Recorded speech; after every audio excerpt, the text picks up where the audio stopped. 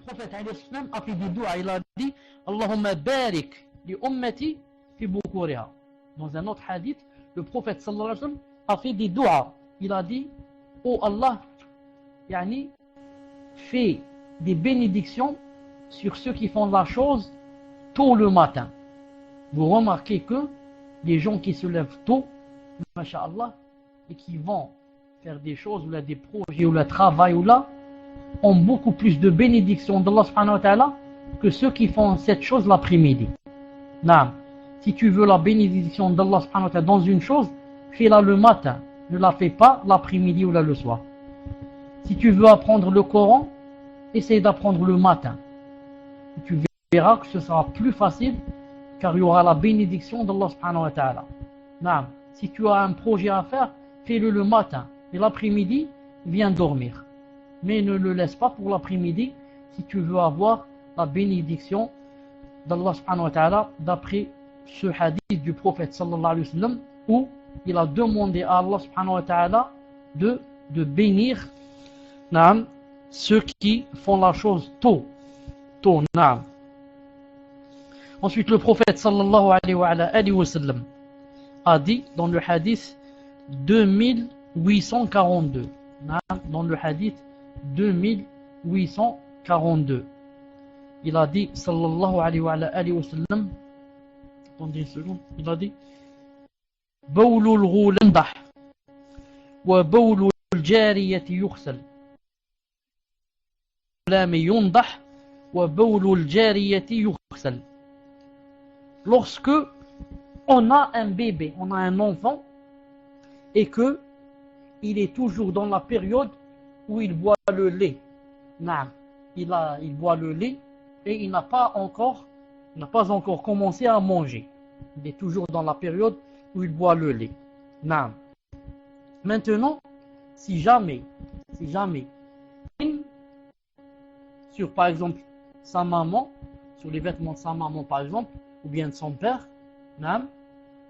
qu'est-ce qu'on va voir? On va voir d'abord, est-ce un garçon ou une fille? Est-ce un garçon ou une fille? Si c'est un garçon qui a uriné, ce n'est pas la peine de laver le vêtement. Il suffit juste de l'arroser avec un peu d'eau. On prend un peu d'eau et on verse dessus, c'est tout. Et si c'est une fille, on doit laver ce vêtement. Donc, ce hadith montre bien la différence entre l'urine du garçon et l'urine de la fille. Aspergée, jazakallahu khairan. Naam. Donc, si on a de l'urine sur les vêtements, on doit voir deux choses. La première des choses, est-ce que cet enfant ne boit que du lait ou là il a commencé à manger? Il a commencé à manger les biscottes et je ne sais pas quoi, la soupe, et les spaghettis, etc. Maintenant, ça a changé le jugement. Il faut que ça soit quelqu'un qui ne boit que du lait. Il est jeune. Et la deuxième des choses, on doit voir, est-ce un garçon ou bien une fille? Si c'est un garçon, on asperge, c'est tout. Si c'est une fille, on lave. Naam. Bien sûr, vous allez dire quelle est la différence entre les deux. La différence, les savants l'ont cité. Ils ont dit même, ça a été prouvé d'une façon, comment dirais-je, médicalement, si je puis dire. Ils ont trouvé que physiologiquement, les composants de la femme, de la fille, du garçon ne sont pas les mêmes. En général. Alors dans l'urine aussi. Ils ont dit il y a une différence dans l'urine de la femme et l'urine de l'homme. Et ils ont cité aussi autre chose. Que je ne me rappelle pas. Mais le plus important c'est quoi? Ce n'est pas de savoir quelle est la cause. Mais le plus important c'est de dire Sami'na wa ata'na. J'ai entendu et je vais appliquer. C'est ça l'essentiel. Que je connaisse pourquoi ou que je connaisse pas, c'est pas très intéressant. Le plus intéressant c'est quoi? C'est d'appliquer, de dire Naam, de dire le prophète alayhi salam, ce qu'il a dit est vrai. Naam, il ne parle pas des passions. Il ne parle que lorsque Allah Ta'ala lui dit de parler, il lui ordonne. Donc, je dis j'ai entendu et j'applique. Naam. Ensuite, le prophète sallallahu alayhi wa sallam a dit dans le hadith numéro 2859. Il a dit Bayna ana na'im, alors que j'étais en train de dormir. Id utitu bi qadhi laban. Alors on m'a donné un récipient où il y avait du lait. Naam. Fasharibtu minhu. Alors j'en ai bu. Hatta la ara ar-riya yajri fi atfari. J'ai bu de ce récipient de lait au point où j'ai vu, subhanallah al-azim, le lait comme ça marchait dans mes veines, au point où j'ai vu mes ongles devenir blancs. Mes ongles devenir blancs. ثم أعطيت فضلي عمر بن الخطاب. Ensuite, j'ai donné ce qui est resté du récipient, c'est-à-dire je ne l'ai pas terminé, je l'ai donné à Omar ibn al-Khattab. قالوا فيما أولته يا رسول الله. Alors les compagnons ont demandé, Ya Rasulullah, comment tu interprètes ce rêve? Tu bois du lait, tu laisses un peu et tu donnes à Omar ibn al-Khattab radiyallahu ta'ala anhu. Il a dit al-ilm. Al-ilm c'est quoi? La science. Il a dit Naam, c'est la science. Donc quiconque se voit dans le songe en train de boire du lait, ça veut dire que cette personne, masha'Allah, a de la science, ou bien Allah Ta'ala va lui donner, masha'Allah, de la science. Donner, naam, ce feu.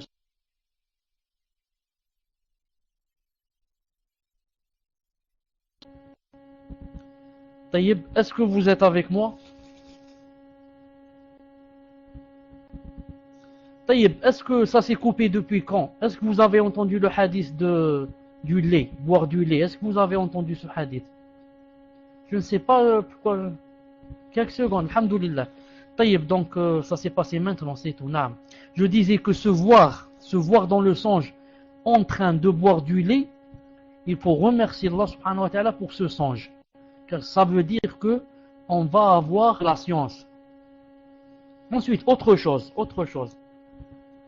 Omar ibn al-Khattab radiyallahu ta'ala anhu, certains, vous savez qui, c'est pas la peine de les dire, hein, disent qu'il est kafir, subhanallah azim. Omar ibn al-Khattab et Abu Bakr sont des kuffars. Allah al-Musta'an de cet égarement. L'égarement de qui? Naam. Écrivez-moi l'égarement de qui? Je parle de qui? Écrivez-moi les chiites. Naam. Allah al-Musta'an, c'est plus exactement, ce sont les rawafid. C'est mieux que les chiites. Parce que les chiites, en fin de compte, ce sont nous les chiites. Nous, Ahl Sunnah wal Jama'a, on est des chiites. Parce qu'on aime le prophète, on aime sa famille. On est des chiites pour lui. Mais les autres, ils se sont fait appeler chiites alors qu'ils sont les ennemis du prophète et de sa famille. C'est pour ça que leur vrai nom, c'est les rawafid. En arabe, on dit rafada. Rafada, il a, attendez, je cherche le mot en français, il a refusé. Les rawafid, les refuseurs, ils n'acceptent pas. Vous savez qu'est-ce qu'ils n'ont pas accepté? Ils n'ont pas accepté de Al-Hassan ibn Ali ibn al-Hussein, ils n'ont pas accepté de lui de quoi? Qu'ils disent rahimahullah ou qu'ils disent radiyallahu ta'ala anhum. On lui a demandé que penses-tu de Abu Bakr ou Omar? Il a dit radiyallahu ta'ala anhuma. Ah, quand il a dit radiyallahu ta'ala anhuma, que Allah ta'ala les agrée, ils se sont énervés et ils l'ont refusé. Ils l'ont dit on ne l'accepte pas. Depuis ce jour, on les appelait les rawafid, les renieurs. Naam, les renieurs, ils ont renié. Naam, subhanallah al-azim. Ces temps-ci, cette semaine, ou ça fait 10 jours, je suis en train de remarquer, et attendez, je remarque maintenant, naam, il y a une salle maintenant qui a ouvert ces jours-ci, elle s'appelle Ahlul Bayt. Je la vois maintenant en face de moi, il y a 11 personnes à l'intérieur, 11 personnes. Naam. Si vous pouvez, naam, quand quelqu'un peut, ils rentrent dans cette salle juste pourquoi? Pour montrer aux pauvres qui sont des nouvelles recrues et qui rentrent dans cette salle et qui croient que c'est ça la sunna, c'est ça l'islam, c'est ça ce que aime Allah subhanahu wa ta'ala et son prophète. Naam. Alors s'il peut parler en PV à certains gens, à certaines nouvelles personnes, il leur dit attention, pardon mon frère, pardon ma soeur, tu sais que, est-ce que tu es chiite? Peut-être qu'elle va te dire non, je suis chiite, tu es chiite. Si tu me regardes, tiens. Naam. Mais je ne le conseille pas tout. Pourquoi? Parce que si tout le monde rentre dans cette salle, alors ça va croire qu'ils sont nombreux. On dirait on est masha'Allah. D'habitude on ne dépasse pas. Cette salle ne dépassait pas 5 personnes. Aujourd'hui je trouve qu'il y a 11 à l'intérieur. Naam, ils sont en train de pêcher. À chaque fois, ils pêchent une personne ou les deux et ils les égarent. Naam. C'est pour ça que Wasmul Da'wa Paltok n'a pas mis cette salle dans les salles dangereuses. Alors que c'est l'une des salles dangereuses qui a ouvert cette semaine à A'udhu Billah. Je disais quoi? Alors le prophète sallallahu alayhi wa sallam a dit dans le hadith 2860. Rafadouni. Naam. Zayd, qu'est-ce qu'il a dit? Il a dit Rafadouni. Ils m'ont rejeté, ils m'ont renié. Alors il fut rappelé les Rawafid. À partir de ce jour, appelé les Rawafid. Parce que qu'est-ce qu'ils ont fait? Rafadou. Ils ont renié, ils ont refusé, ils ont rejeté. Naam. Le prophète sallallahu alayhi wa sallam a dit Bayna ana na'im. Alors que j'étais en train de dormir, Ra'aytu an-nasa yu'raduna alayya. J'ai vu les gens en train de s'exposer à moi. Les gens venaient en moi en s'exposant. Wa alayhim qumus. Et ils portaient des qamis. Qumus.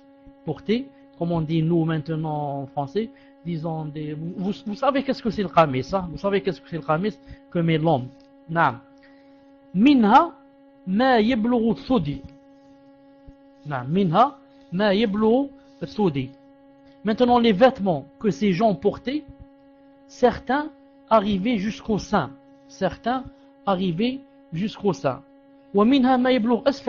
Et d'autres descendaient plus bas. Descendaient plus bas. Quand on commence du haut, on fait rentrer un vêtement du haut. Des fois, il arrive seulement au cou. Des fois, il descend un peu au-dessus des seins. Des fois, les seins. Des fois, plus bas que les seins. Et ça descend. Ensuite, il a dit Ensuite, j'ai vu dans le rêve, j'ai vu qui? Omar ibn al-Khattab radiyallahu ta'ala anhu. Naam, la poitrine. Naam, jusqu'à la poitrine. En arabe, je voudrais seulement faire une petite remarque. En arabe, on dit le sein pour l'homme et la femme. En arabe, ce n'est pas aïb en arabe de dire le sein en ce qui concerne l'homme et même la femme. Mais même l'homme en arabe, on dit le sein. Comme ça en arabe, le hadith il est dans le Bukhari. Taïb. Je disais, ensuite le prophète sallallahu alayhi wa sallam a vu qui? A vu Omar ibn Khattab avec un naam. Mais comment était l'habit de Omar ibn Khattab? Il a dit wa alayhi qamisun yajurruhu. Il avait un qamis qui était tellement long qu'il le traînait derrière lui. Subhanallah al-azim, tellement long qu'il le traînait derrière lui. Qalu, alors ils ont dit Fama awwaltahu ya Rasulullah. Comment interprètes-tu ce songe, ya Rasulullah? Il a dit ad-din. Je l'interprète comme quoi? Comme c'est la piété, la religion. Donc, on prend de ce hadith et de celui d'avant que celui qui se voit en train de boire du lait, c'est de la science. Et celui qui se voit habillé avec quelque chose de long, c'est la piété. Car en fait, dans le songe, plus on se voit couvert, habillé et bien couvert, plus ça veut dire que notre din est bien. Religion, notre piété est bien. Et plus dans le songe, quelqu'un se voit découvert, ça veut dire que il manque de piété. Maintenant, s'il se voit tout nu, ça veut dire que c'est grave. Et s'il se voit seulement avec les vêtements intérieurs, c'est aussi grave, mais c'est moins grave que nu. Et comme ça. Et plus il se voit habillé, plus, masha'Allah, plus il se voit découvert, plus c'est a'udhu billah. Et surtout, s'il se voit dans le songe qu'il a découvert ses parties intimes. Ça veut dire que quoi? Que il est en train de faire des fautes, il doit se faire des calculs et bien méditer quelles sont les fautes qu'il est en train de faire. Quelles sont les fautes qu'il est en train de faire. Naam. Remarquez une chose, quand on est éveillé, pas quand on dort, quand on est éveillé, si un homme met des vêtements qui se traînent derrière lui, ça veut dire qu'il est enclin à être châtié par Allah subhanahu wa ta'ala. Car l'homme, il lui est interdit de s'habiller avec quelque chose de long qui descend plus des chevilles. Alors qu'en est-il s'il va traîner quelque chose derrière lui? Ça c'est quand il est éveillé. Mais dans le songe, ça n'a rien à voir. Dans le songe, c'est le contraire. Dans le songe, si un homme se voit habillé de court, plus c'est court, plus il n'y a pas de foi, plus la foi est faible. Et plus c'est long, plus la foi est bien. Regardez le contraire entre quand on est éveillé et quand on est en train de dormir. C'est pour ça, on va dire autre chose. Qu'est-ce qu'on va dire? C'est pour ça que ce n'est pas n'importe quelle personne qui peut quoi? Qui peut interpréter les rêves. Ce n'est pas n'importe quelle personne. Il faut vraiment avoir de la science pour interpréter les rêves. Naam. Imaginez que quelqu'un qui n'a pas de science, juste un peu de science, on va lui dire, je me suis vu dans le songe en train avec un habit long. Si c'est un homme, qu'est-ce qu'il va lui dire? Il va lui dire, toi donc tu fais des péchés. Non, parce que le prophète sallallahu alayhi wa sallam a dit que l'habit ne doit pas descendre au-dessus des chevilles. Et toi, puisque tu t'es vu avec un qamis qui traîne derrière toi, donc tu dois te revoir. Sûrement que tu fais beaucoup de fautes. Hein? Il peut dire comme ça. Pourquoi il n'a pas d'haine? Il ne sait pas que c'est le contraire. Nous, on a su que c'est le contraire. On a su que c'est le contraire parce qu'il y a un hadith qui a dit cela. Donc si on n'a pas de science, on ne peut pas traduire et interpréter les rêves. Il faut avoir beaucoup de science dans les rêves pour les interpréter. Naam. Et vous connaissez l'histoire qu'on raconte que quelqu'un était assis avec quelqu'un qui était connu pour être quelqu'un qui interprète les rêves. Naam. Une personne est rentrée et elle a demandé à ce savant. Elle lui a dit, je voudrais que tu m'interprètes mon rêve. Taïb, qu'est-ce que tu as vu? Il a dit, j'ai entendu l'adhan dans le rêve. J'ai entendu l'adhan. Allahu Akbar, Allahu Akbar, Allahu Akbar, Allahu Akbar. Ashhadu an la ilaha illallah. Taïb. Il lui a dit, toi, Inch'Allah Ta'ala, tu vas aller au Hajj. Il lui a dit, shukran, jazakallahu khayran, barakallahu fik, ahsanallahu ilayk. Il est sorti. Ensuite est rentré une deuxième personne. Salam alaykum, salam alaykum. Je voudrais que tu m'interprètes mon rêve. Tafaddal, qu'est-ce que tu as vu?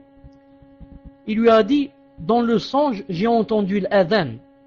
Allahu Akbar, shahadun la ilaha illallah, l'adhan. Taïb.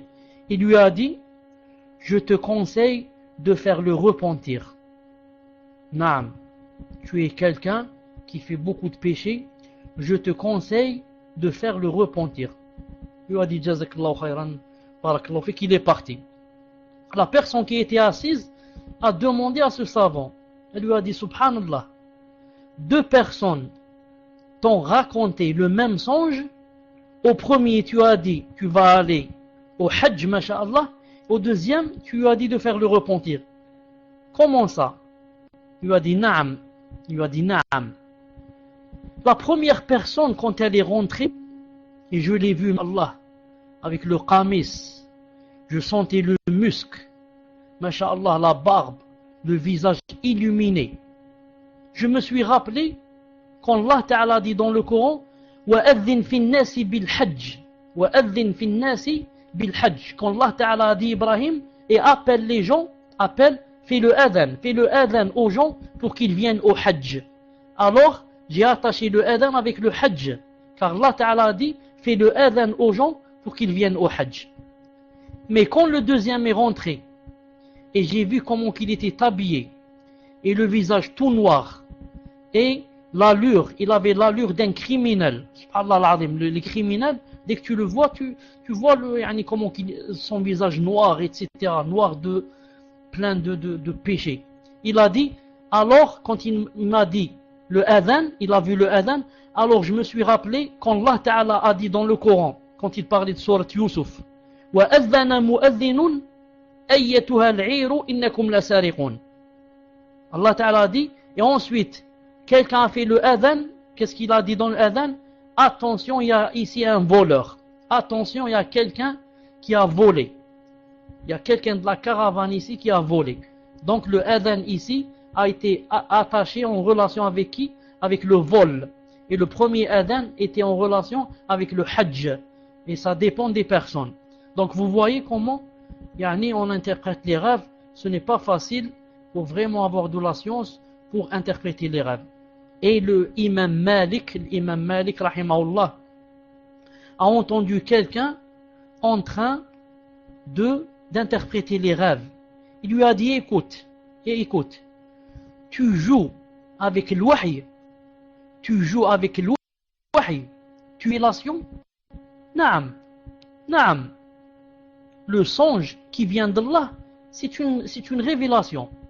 Le prophète sallallahu alayhi wa sallam a dit il ne reste plus rien de la révélation. Il a dit sauf le songe d'Allah.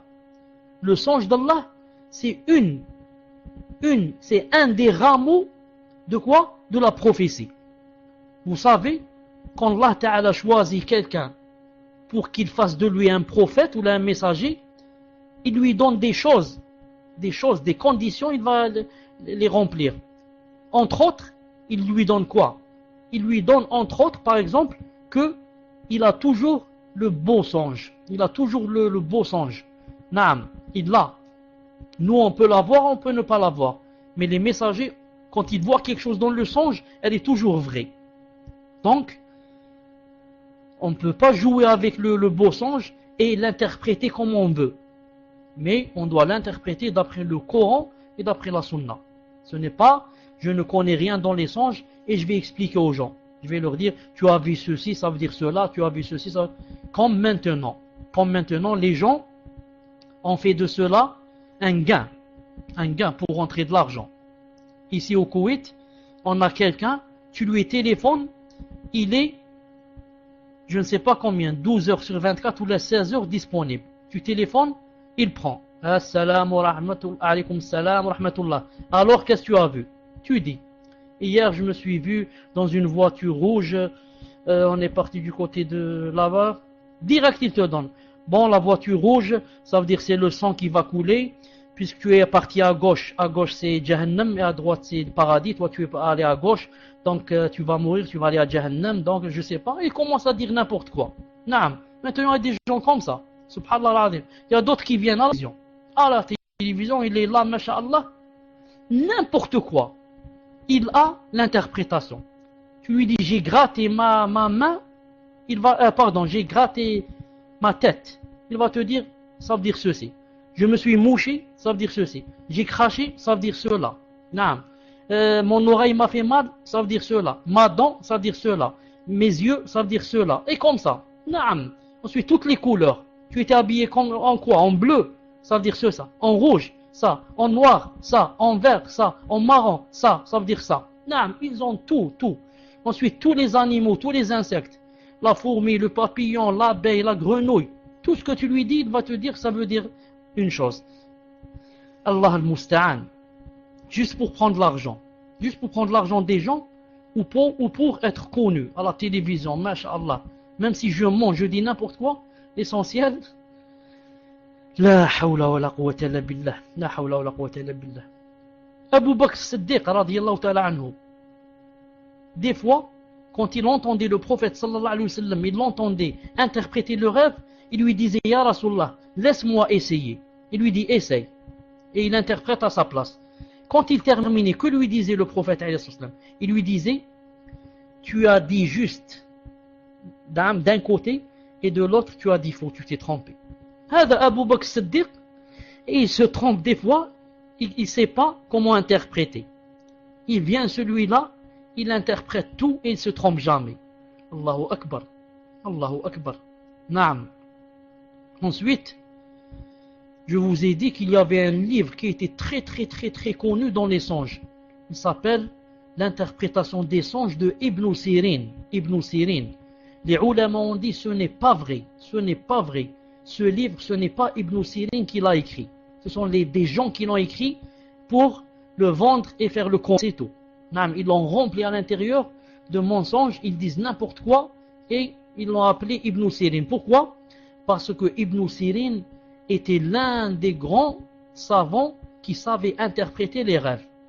Alors les gens ont profité. Ils ont dit, puisqu'il savait tellement interpréter, on va écrire un livre et on va dire c'est lui qui a écrit ce livre. Et vous trouvez les gens qui n'ont pas de ilm, bien sûr, qu'est-ce qu'ils font? Ils font tout pour avoir ce livre. Et ils sont là tout contents. Te dis, écoute, moi j'ai le livre de Ibn Sirin, masha'Allah. Ibn Sirin, na'am. J'ai le livre des interprétations de Ibn Sirin. Ibn Sirin, je l'ai écrit. Il est très vendu en France. Shaft, il est très vendu. Abdul Ghani, achète 100 ou 200 et va dans les endroits où il y a beaucoup d'ignorance et tu les vends. Tu vas faire rentrer beaucoup d'argent. Achète 200 ou 300 et va dans les endroits où il y a beaucoup d'ignorance. Ne va pas où il y a la sunna. Ne va pas où il y a les jeunes, masha'Allah, les salafiyoun et les salafiyettes. Va du côté du Soudan ou là, le Congo, là-bas en Afrique, tu vas devenir millionnaire. Mais, dommage, tu seras millionnaire, mais c'est pas la peine que je te dise si tu meurs où tu vas aller. Tu connais la réponse, hein? Naam. Je préfère être pauvre plutôt que de m'enrichir pour aller à Jahannam. Naam. Je reste pauvre et je ne m'enrichis pas pour me trouver en fin de compte à Jahannam. Wal'iyadu billah. Ensuite, revenons à autre chose. Naam, autre chose. Omar ibn al-Khattab, radiyallahu ta'ala anhu, que les Rawafid disent il est kuffar, il est kafir, alors que le prophète sallallahu alayhi wa sallam a témoigné que quoi? Qu'il avait du ilm, de la science, et qu'il avait quoi? Et qu'il avait du din, de la piété. Naam, il a joint entre deux choses, le din et la science. Pourquoi? Car on peut avoir le din, la religion, la piété très pieux et ne pas avoir de science. Naam. On peut craindre beaucoup Allah Ta'ala et pleurer toute la nuit, mais tous les hadiths qu'on dit sont faibles en le din. C'est malheureux. Et ces gens-là qui sont pieux, masha'Allah, et qui n'ont pas d'ilm, sont en un sens dangereux. Dangereux pourquoi? Quand ils partent dans le din. Parce que les gens voient quoi? Les gens voient leur piété. Masha'Allah. Ils n'arrêtent pas de pleurer quand il fait la prière. Ils n'arrêtent pas de jeûner tous les jeudis, tous les lundis. Masha'Allah. Il a de l'argent, c'est billah. Et il n'a pas d'ilm. Il croit que, étant pieux, alors tout ce qu'il dit, c'est ça le din. Naam. Et la deuxième sorte, c'est qui? C'est ceux qui ont la science et n'ont pas le din. Ceux-là sont plus graves. Ça s'appelle un zindiq. Quelqu'un qui a le din, mais il n'a pas quoi? Qui a la science et tout le Coran. Et il apprend beaucoup de hadiths, mais il ne pratique pas. C'est un zindiq. Celui-là, c'est plus grave. Quand il commence à parler de din, personne ne parle mieux que lui. Et quand tu vois ses actions, elles sont les plus mauvaises. On demande à Allah subhanahu wa ta'ala qu'il nous préserve de ces deux sortes. Donc Omar ibn Khattab radiyallahu ta'ala anhu a joint entre les deux. C'est pas moi qui témoigne de lui, c'est le prophète en personne qui a témoigné, qu'il a dit qu'il avait la science et qu'il avait le din, la piété, masha'Allah ta'ala. Au point où le prophète sallallahu alayhi wa sallam a dit dans un hadith qui se trouve dans Tirmidhi, il se trouve dans Sahih Tirmidhi de Sheikh Al-Albani, et il a dit hadith authentique. Vous savez qu'a dit le prophète sallallahu alayhi wa sallam? Il a dit, s'il y avait un prophète après moi, il serait alors Omar ibn Khattab. Allahu Akbar, Allahu Akbar. Jamais le prophète sallallahu alayhi wa sallam n'a dit une chose pareille sur une personne. Jamais. Il a dit, s'il y avait quelqu'un qui serait après moi prophète, mais il n'y en a pas bien sûr, il a dit, il sera Omar ibn al-Khattab, radiyallahu ta'ala anhu. Et pourtant, Abu Bakr Siddiq, radiyallahu ta'ala anhu, était plus savant que lui, avait plus de science que lui. Naam. Mais Omar ibn al-Khattab, radiyallahu ta'ala anhu, avait une chose que tous les autres n'avaient pas. Quelle est cette chose qu'il avait que les autres n'avaient pas? C'était un muhaddith. C'était un muhaddith. Vous savez qu'est-ce que c'est un muhaddith? Comme a dit le prophète sallallahu alayhi wa sallam, il a dit, il n'y a pas une nation où il n'y a pas de muhaddith. Et s'il y a un muhaddith dans ma nation, c'est Omar ibn al-Khattab. Non. Vous savez ce que ça veut dire un muhaddith? Un muhaddith, c'est quelqu'un qui, lorsqu'il se parle, non, c'est pas muhaddith. Attention, muhaddith avec I. Moi je parle avec A. Muhaddith. A. Attendez, je vais l'écrire pour que vous trompiez pas. Parce que si Abdul Ghani n'avait pas écrit, j'aurais pas parlé. Muhaddith. Muhaddith. Voilà, muhaddith. Celui-là, ça a rapport avec le hadith. Muhaddith, quelqu'un qui apprend beaucoup de hadiths, qui raconte les hadiths, on dit muhaddith. Maintenant, on parle de vous remarquez avec I, D et muhaddith. Maintenant, on parle de autre chose. On parle de muhaddith. A, D-A. Muhaddith au lieu de muhaddith. Vous savez que ça veut dire muhaddith, comme Omar ibn Khattab? Le muhaddith, c'est quelqu'un qui, lorsqu'il se parle en son cœur, il dit quelque chose, elle s'exauce. Peut-être qu'on peut dire en français, peut-être, quelqu'un d'intuitif. Il a beaucoup d'intuition. Le sixième sens. Il dit quelque chose dans ce cœur. Dans son cœur, il va se passer. Telle chose va se passer, elle se passe. Subhanallah al-Azim. Omar ibn Khattab avait cette chose. C'était spécial. Vous savez, 15 fois, je dis bien 15 fois, avant que le Coran ne descende, Omar ibn Khattab disait la chose, le Coran descendait comme disait Omar ibn Khattab.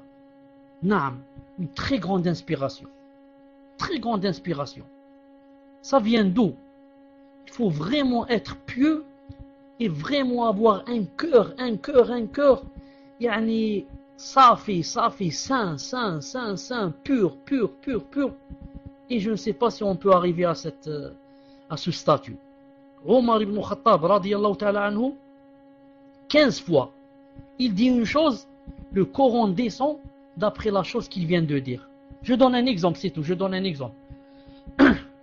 Omar ibn Khattab, radiyallahu ta'ala anhu, quand ils ont fait le Hajj, autrefois, on tournait, c'est tout, 7 fois, et on ne faisait pas les 2 rak'at devant Maqam Ibrahim. Vous savez que quand on tourne autour de la Kaaba 7 fois, ensuite qu'est-ce qu'on fait? On fait 2 rak'at qui s'appellent devant une chose qui s'appelle Maqam Ibrahim, l'endroit de Ibrahim. Donc autrefois on tournait seulement 7 fois. Omar ibn Khattab a dit, et si on faisait ici 2 rak'at? Et si on faisait ici 2 rak'at à cet endroit? Quand il a dit cela, Allah Ta'ala a fait descendre le verset. وَاتَّخِذُوا مِن مَقَامِ إِبْرَاهِيمَ مُصَلَّى. Et prenez de cet endroit de Ibrahim un musalla et faites 2 rak'at. Subhanallah al-Azim. Le fait que Omar a dit ça, Allah Ta'ala a fait descendre un verset dans sourate Baqara. Il a dit, et prenez de cet endroit-là et faites 2 rak'at. Subhanallah al-Azim. Omar ibn Khattab, radiyallahu ta'ala anhu, est rentré, quand il rentrait dans les pour parler avec le prophète sallallahu alayhi wa sallam, il voyait ces femmes avant que le hijab ne descende, avant que Allah Azza wa Jalla ne dise au prophète, dis à tes femmes de se voiler. Il rentrait, il parlait, il les voyait, elle le voyait.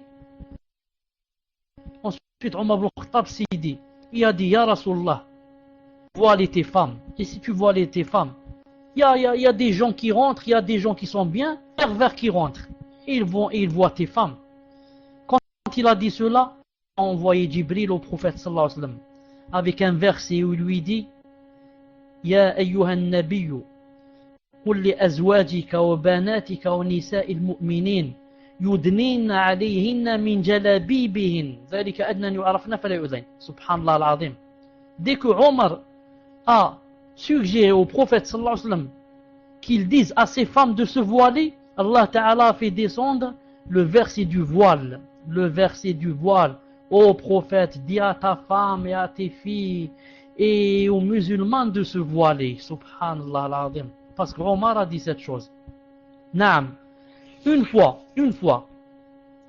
l'un des plus grands hypocrites, ou bien le plus grand hypocrite au temps du prophète sallallahu alayhi wa sallam, le plus grand hypocrite au temps du prophète sallallahu alayhi wa sallam, qui s'appelle Ubay ibn Salul, est mort. Et bien sûr, quand il était vivant, il disait La ilaha illa Muhammad Rasulullah. C'est-à-dire, il voulait montrer qu'il était croyant musulman. Mais Allah Ta'ala sait qu'il mentait et qu'il était kafir et hypocrite.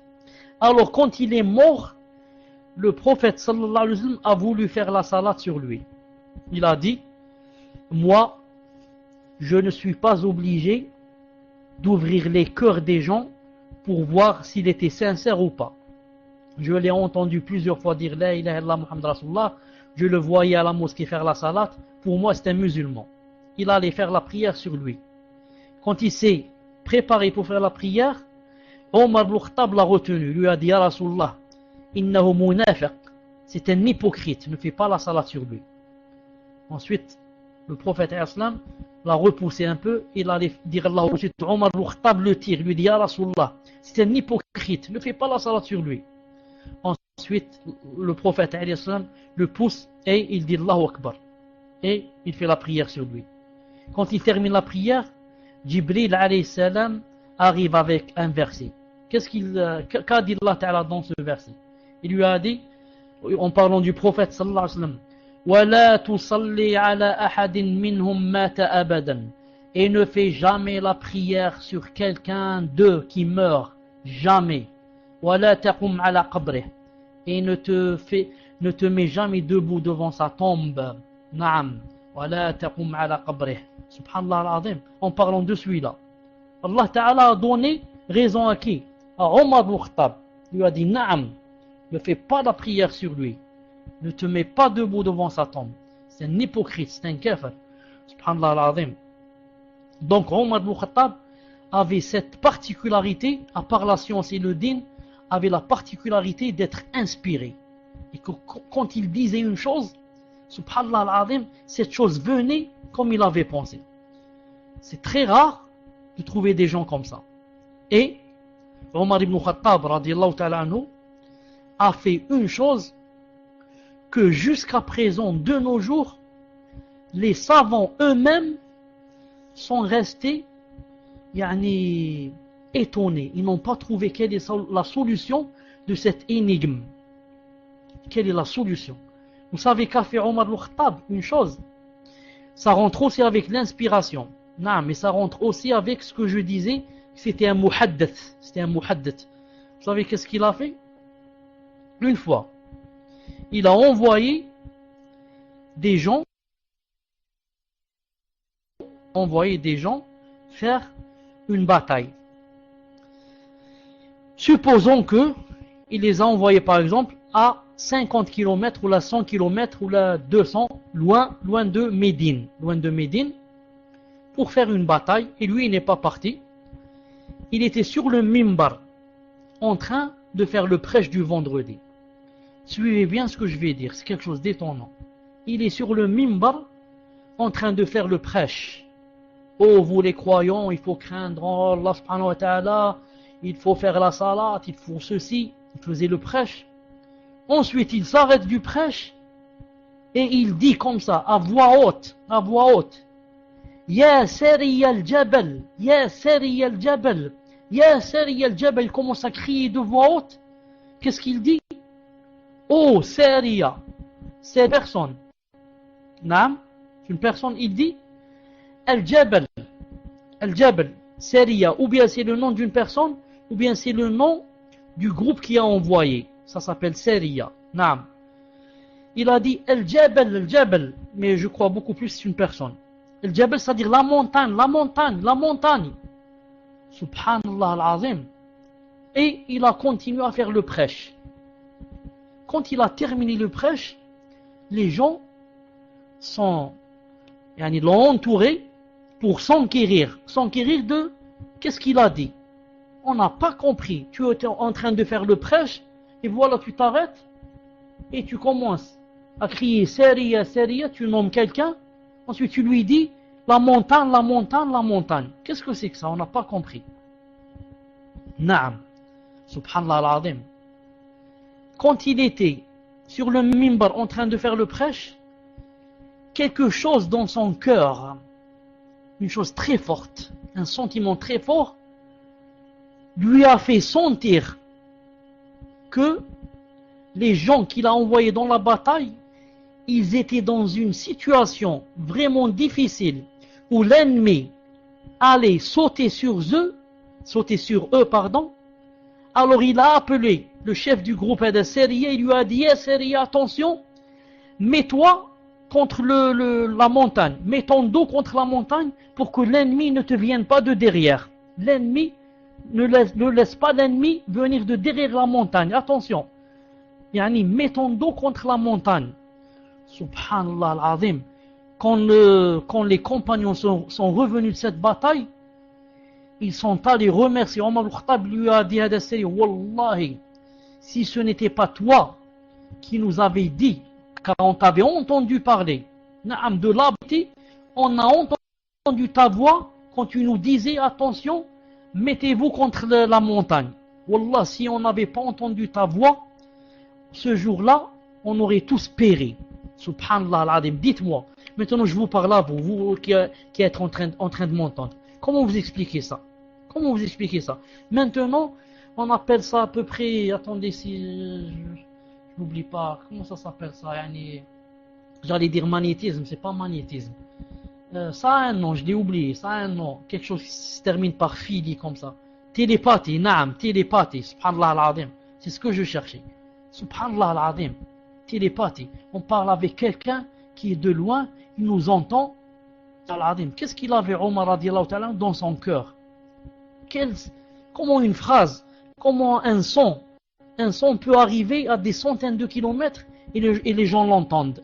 Ensuite, comment je sais que ces gens-là sont dans un embarras et dans un problème pour que je les appelle de loin. Ensuite, ça c'est autre chose aussi. Subhanallah al-Azim. C'était vraiment une personne étrange. Naam. Taïb. Ensuite, le prophète Naam, a dit, donc vous voyez, on est toujours dans les songes, hein? On est toujours dans les songes.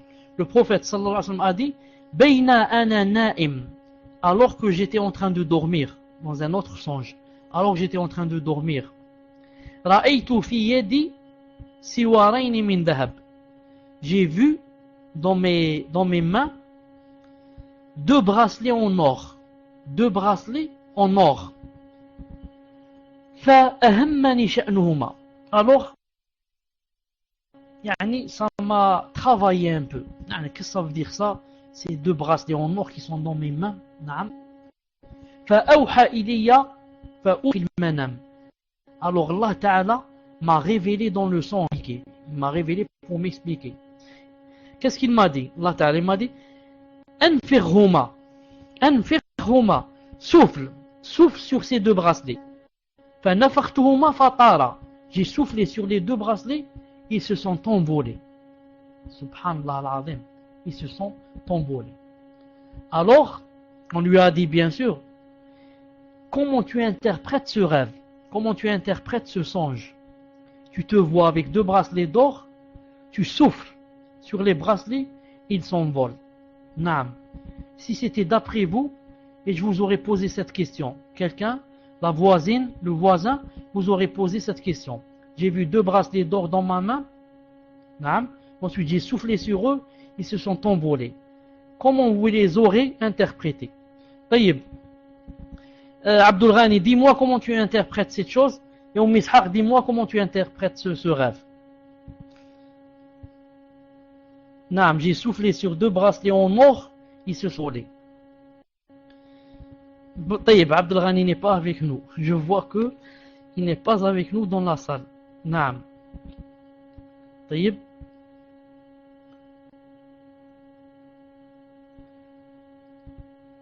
Alors, qui n'a pas le point rouge? Ishaq et Ukht Salafiyya. Il a le point rouge, hein, Abdul Ghani? Où est-ce qu'il est, Abdul Ghani? Je ne le vois pas, il faut qu'il lève sa main. Sinon, je ne vais pas le trouver.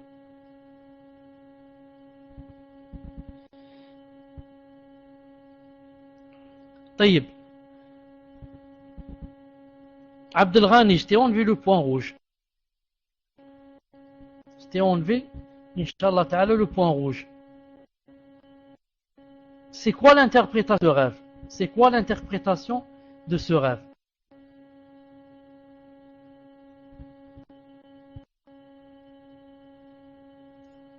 Taïb, tu es sorti de... J'avais pas de connexion. Khalas, pour ne pas perdre de temps. Pour ne pas perdre de temps. Ma'alish. Taïb, le prophète sallallahu alayhi wa sallam, il les a payé la zakat. Naam. Il les a interprétés. Il a dit 2 menteurs. 2 menteurs. Ils viendront après moi. Bien sûr, les 2 menteurs, ça veut dire des faux prophètes, des faux messagers. Les 2 prophètes après lui, c'était Al-Aswad al-Ansi et Musaylima. Les 2 menteurs qui sont venus après lui. Subhanallah al-Azim, si c'était nous, moi je me vois avec des bracelets d'or. Là, ma femme se voit avec des bracelets d'or. Le matin, elle va me dire, écoute, je t'annonce la bonne nouvelle. Naam, tfadli, on va devenir des richards. Masha'Allah, qu'est-ce que tu as vu?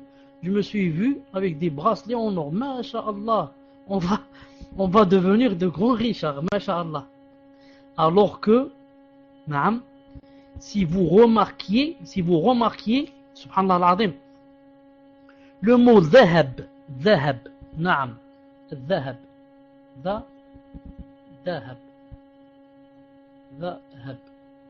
l'or en arabe, en français l'or, en arabe dhahab. Ça vient du mot, plutôt ça vient du verbe dhahaba. Qu'est-ce que ça veut dire dhahaba en arabe? Dhahaba. Qu'est-ce que ça veut dire en arabe dhahaba? Il est parti. Naam. Dhahaba Umaru ila al-madrasati. Omar est parti à l'école. Donc, ça a un rapport que on voit l'or, ça veut dire que ça va partir, ça va pas rester. C'est quelque chose qui part. Ça vient du dhahab. Ça vient du verbe partir. Naam. Ensuite, le prophète sallallahu alayhi wa sallam, quand il a vu l'or en train de voler, il a su que quoi? Que provient de dhahab, partir. Naam. Ça veut dire que ils vont pas rester. Naam, ils vont pas rester, ils vont partir. Naam, 2 menteurs qui vont partir. Alors que la prophétie reste. Le prophète sallallahu alayhi wa sallam, jusqu'à de nos jours, il est avec nous. Avec nous, avec quoi? Avec sa sunna, bien sûr. Il est mort, mais il est avec nous, avec sa sunna. Pourquoi? Il n'est pas parti. Naam, il n'est pas parti. Mais les autres sont partis, sont enterrés avec leur ignorance. Naam, leur mensonge et tout ça, ils sont partis et les ont pris dans la tombe. Naam.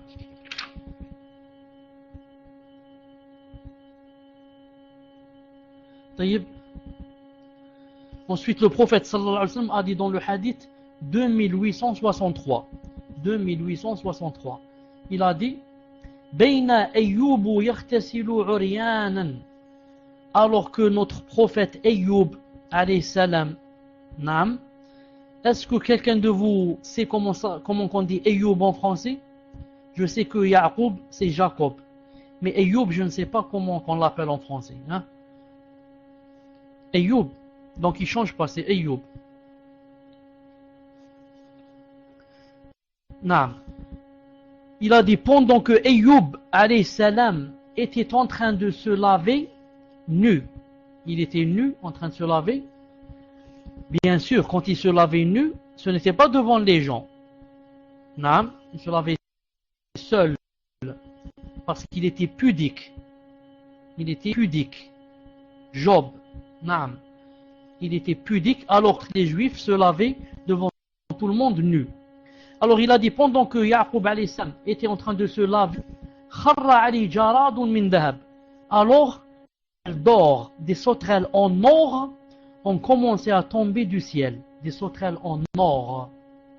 فجعل أيوب يحثي في ثوبه. Alors il a commencé à en prendre, les sauterelles qui tombaient par terre, il a commencé à en prendre et les mettre dans ses vêtements. فناداه ربه تبارك وتعالى.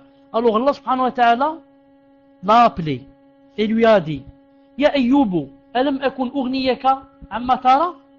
Ayyub lui a dit, ne t'ai-je pas donné, yani plus que ces choses, ne t'ai-je pas donné plus que ces choses? Il a dit, Bala wa izzatik, si par Allah, si tu m'as donné comme ces choses et plus, walakin la ghinan bi an barakatik. Il a dit, certes tu m'as donné ça, mais yani on ne peut pas ne pas prendre des choses qui viennent de toi. On ne peut pas prendre des choses de ta bénédiction. Naam, des choses qui viennent de toi sont toujours bénies. On ne peut pas les refuser. Naam. Qu'est-ce qu'on prend de ce hadith?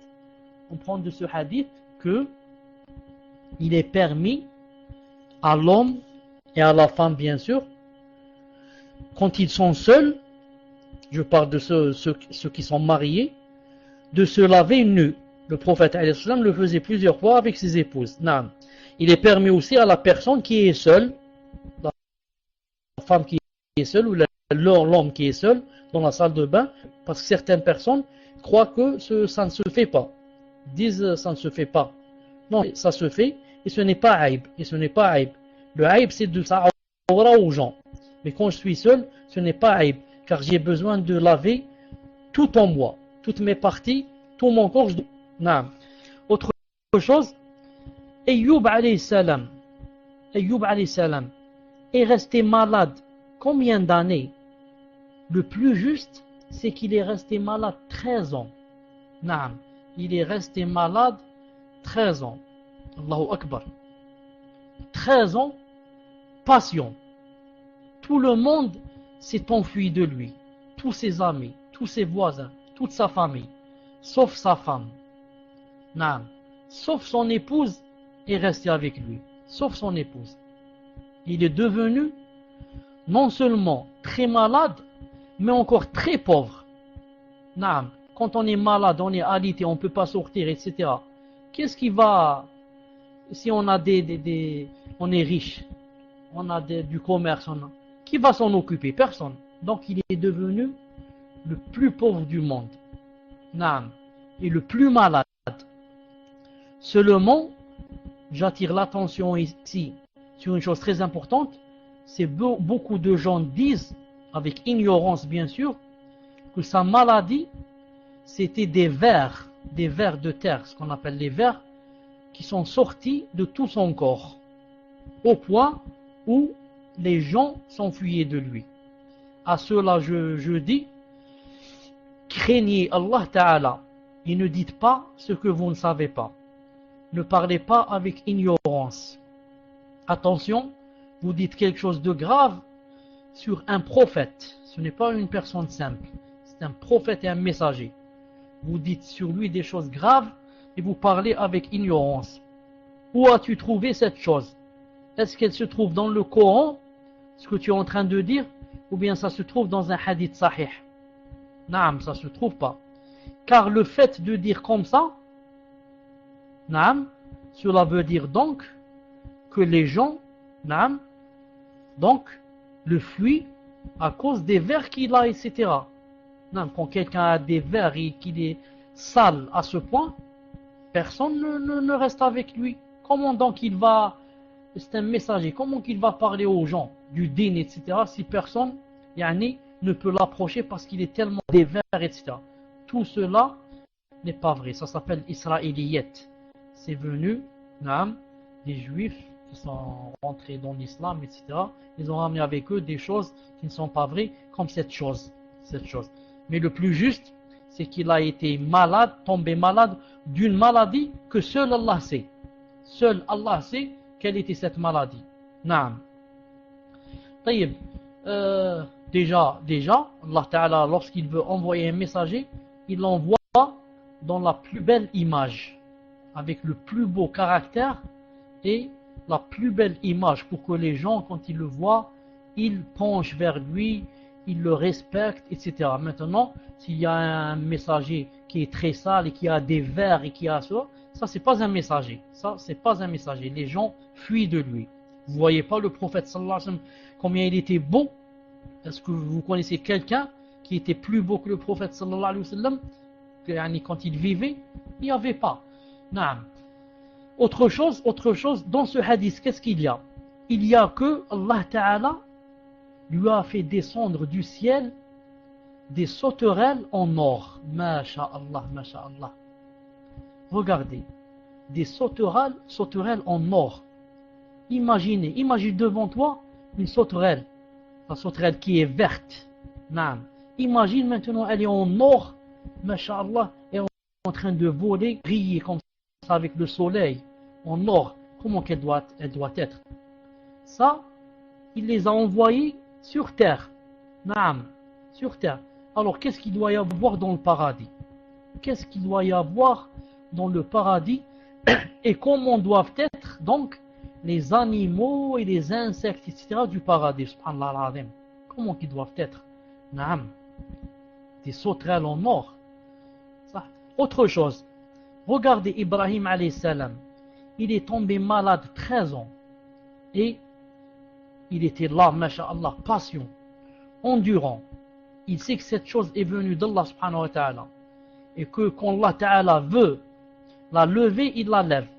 Il veut l'enlever, il l'enlève. Il veut l'éloigner de lui, il l'éloigne. Et naam, après 13 ans, il a été guéri. Et Allah Ta'ala lui a rendu et sa santé et ses biens. Au point où des sauterelles d'or tombent du ciel. Ayoub, naam. Est-ce que j'ai dit une autre chose? Non, Ayoub, je parle d'Ayoub. Peut-être j'ai dit Yaqub. Si j'ai dit Yaqub, je me suis trompé. Je parle de Ayoub alayhi salam. 13 ans malade. J'ai dit Ibrahim, pardon. Non. Ayoub alayhi salam, 13 années malade. Il souffrait, il endurait. Et voilà la récompense. Maintenant, alhamdulillah, guéri. Et en plus de ça, il lui a donné de l'or qui tombe du ciel. De l'or. C'est pour ça que le prophète sallallahu alayhi wa sallam a dit dans un hadith authentique, authentifié par Cheikh Al-Albani dans Sahih Al-Jami', que Allah Ta'ala a dit, c'est-à-dire hadith Qudsi, Allah Ta'ala a dit, qu'a dit Allah subhanahu wa ta'ala, subhanallah al-azim, qu'a-t-il dit? Il a dit, si jamais je donne une maladie à quelqu'un et qu'il patiente et ne se plaint pas de moi à ses visiteurs. Voilà la condition. Il patiente et il ne se plaint pas aux visiteurs. C'est-à-dire les gens, quand ils viennent le voir, comment vas-tu, etc., ils ne commencent pas à dire « Eh, qu'est-ce que moi toujours malade, hein, tout le monde va bien sauf moi. » Naam, tout le monde va bien, sauf moi. Je ne sais pas pourquoi Allah Ta'ala me donne ces choses. Pourquoi il ne les donne pas à d'autres? Il y a d'autres qui méritent les maladies. Moi, je ne mérite pas. Moi, je fais la prière, je fais le jeûne, etc. Pourquoi il me donne cette maladie? Subhanallah al-azim. Tu veux montrer à Allah subhanahu wa ta'ala? Tu veux que ce soit toi qui lui montre comment il doit gérer? Subhanallah. Toi, tu lui préconises à qui il donne la maladie et à qui il donne la santé? C'est toi qui as créé les gens ou là c'est lui? Est-ce que moi je me suis créé? Si je m'étais créé moi-même, peut-être je n'accepterais pas la maladie d'Allah. Je vais dire, pourquoi il me donne la maladie? C'est moi je me suis créé. Pourquoi il me la donne?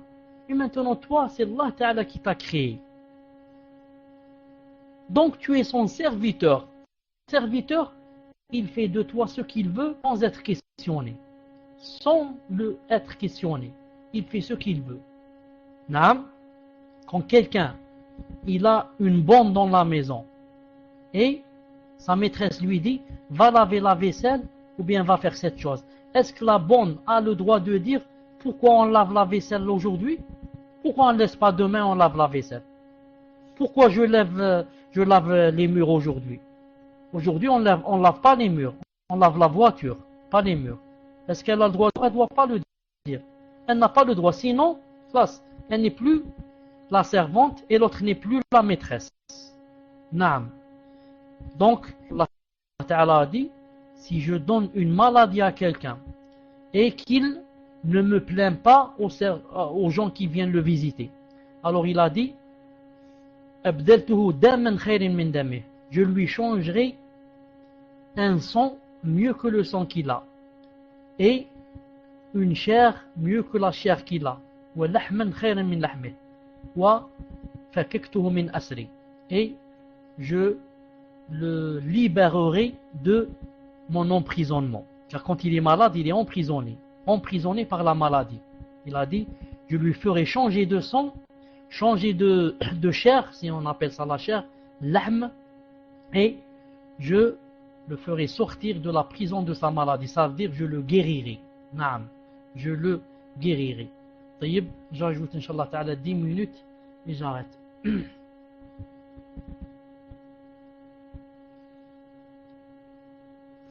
Il a dit ici Bayna rajulun bi falatin min al-ard.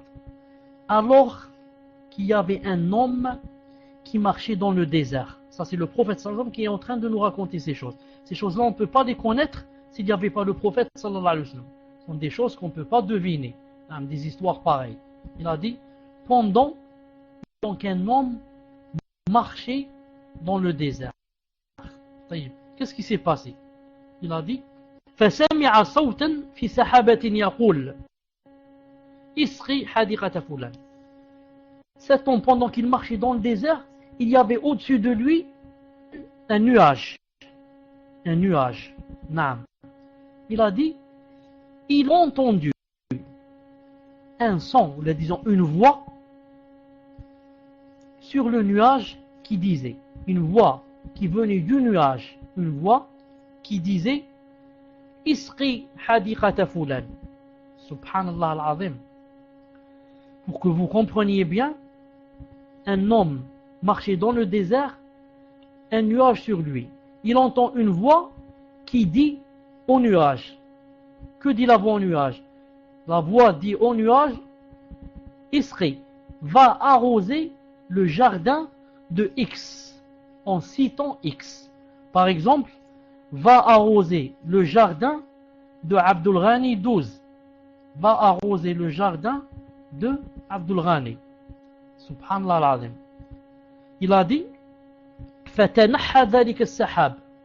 Dès que le nuage a entendu cette voix, ou bien cet ordre qui lui a été donné, il a pris une direction, une certaine direction, et il est parti jusqu'à arriver dans un jardin, le jardin qui lui a été désigné bien sûr, et il a commencé à verser toute l'eau qu'il contenait. Le nuage a versé toute l'eau qu'il contenait.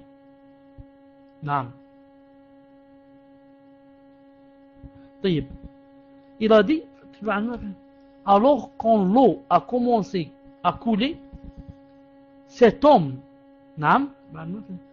qui bien sûr suivait le nuage où il partait et où le nuage a fait couler son eau, il a remarqué qu'il y avait un homme à l'intérieur de ce jardin, et puisque l'homme a vu l'eau tomber, masha'Allah, il est devenu bien sûr très content, il est devenu temps, en plein désert, il y a de l'eau qui tombe du ciel, il est devenu très content. Ensuite il a commencé à arroser son jardin.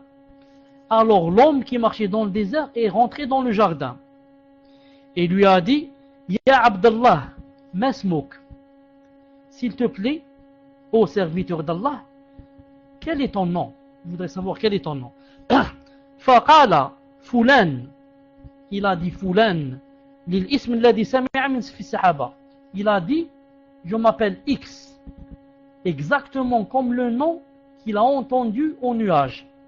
Au nuage, on avait dit que il y avait une voix qui a dit au nuage, va arroser le jardin, par exemple, de Abdul Ghani. Maintenant, quand il a demandé à cet homme, comment tu t'appelles? Il lui a dit, je m'appelle Abdul Ghani. Subhanallah al-Azim. فقال لما تسألني عن اسمي. Bon, je t'ai dit que je m'appelle Abdul Ghani, mais pardon, pourquoi me demandes-tu quel est mon prénom? Naam, pourquoi me demandes-tu quel est mon prénom? Il a répondu, إني سمعت صوتا في السحاب الذي هذا ماؤه يقول اسقي حديقة فلان لاسمك. Il a dit, j'ai entendu une voix dire à ce nuage, va arroser le jardin de X. Et X c'est ton nom, subhanallah. X c'est ton nom. فما تصنع فيها. Donc, qu'est-ce que tu es en train de faire toi pour avoir une chose pareille? Il lui a dit, أما إذا قلت هذا. Bon, puisqu'alors tu as dit que ça s'est passé ainsi, tu as entendu une voix, etc. فإني أنظر إلى ما يخرج منها. Donc moi, quand je plante, etc. ma terre, j'attends que la semence sorte. Ensuite, je divise la semence, ou la récolte, pardon. J'attends que la récolte sorte. Je divise la récolte en 3. Un tiers, c'est pour moi et ma famille. Le deuxième tiers, je le donne fi sabilillah. Et le troisième tiers, c'est pour la terre. J'achète les semences, etc. Naam. طيب. Est-ce que vous avez le son pour voir si on est en train de m'appeler pour j'ai pas le son ou quoi? Alhamdulillah. Alhamdulillah. Donc, cette personne, qu'est-ce qu'elle faisait? Cette personne, elle, quand elle semait, etc., elle prenait la récolte, elle la divisait en 3. Elle la divisait en 3. Une partie, elle donne fi sabilillah, le deuxième tiers pour l'homme et sa famille, le troisième tiers pour qui? Pour la terre. La terre aussi, elle a besoin qu'on lui fasse l'aumône, on lui achète les médicaments, etc., tout ce qu'il faut pour la terre. Regardez quelqu'un qui, lorsqu'il a une récolte, ou là une somme d'argent, ou là, il laisse une part fi sabilillah. C'est ça le plus important. Cette personne, laissez-le un tiers fi sabilillah. Regardez quand quelqu'un fait de sa paye une partie fi sabilillah, comme Allah subhanahu wa ta'ala lui envoie un nuage spécialement pour lui. Naam. Le nuage en fin de compte, il est commandé par qui? Le nuage, il est libre d'aller où il veut. Le nuage, il est libre d'aller où il veut. Il va à Marseille et il donne la pluie au lieu d'aller à Nantes.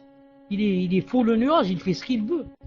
Le nuage, il est commandé par Allah subhanahu wa ta'ala. C'est Allah ta'ala qui donne l'ordre à tout l'univers, au vent, à nuage, aux étoiles. Il donne les ordres. Il donne l'ordre au nuage d'aller verser l'eau dans telle ville et non pas dans l'autre ville. Mais il a donné l'ordre à verser de l'eau à une et pas à toutes les autres. Subhanallah, parce que cette personne avait son argent chaque mois ou chaque récolte qu'elle donnait fi sabilillah. Celui qui donne une partie de son argent fi sabilillah, Allah Ta'ala ne le laissera pas. Naam. Naam.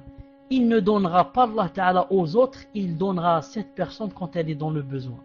Quand elle a besoin de Allah Subhanahu wa Ta'ala et de son aide, Allah Ta'ala sera avec lui. Comme il a été avec cette personne, il lui envoie de l'eau spécialement pour elle et pas pour les autres. Ensuite, remarquez comment Allah Ta'ala, Allahu Akbar, comment Allah Ta'ala, dans l'ordre au nuage, en lui citant le nom de la personne. Allah Ta'ala nous connaît tous avec nos noms et nos prénoms. C'est lui qui nous a créés. Comment il ne nous connaît pas? Il parle au nuage et lui dit, va arroser X. Imagine toi quoi qui c'est Kitab Sunnah Isa et Makan 11. Imagine, Allah Ta'ala dit au nuage en t'appelant par ton nom, va arroser le jardin de Kitab Sunnah, va arranger le jardin de Isa 83. Allahu Akbar, il t'appelle par ton nom. Hein? Maintenant, si toi, on va te dire que, je ne sais pas qui, Sarkozy, on va te dire Sarkozy t'a appelé par ton nom. Il a dit, où est Isa 83? Ça fait longtemps qu'on ne l'a pas vu. Subhanallah, peut-être tu ne vas pas dormir la nuit. Bon, lui-même, en personne, il a parlé de moi. Oh, il m'a cité, tu es sûr? Non, il t'a cité. Il a dit Abdul Ghani. Où est Abdul Ghani? Ça fait longtemps qu'on ne l'a pas vu. Allahu Akbar, il a parlé de moi. Hada, c'est une personne comme nous, faible. Une personne qui tombe malade et qui oublie et qui va aux toilettes. Connaît-il Allah subhanahu wa ta'ala t'appelle par ton nom et par ton prénom.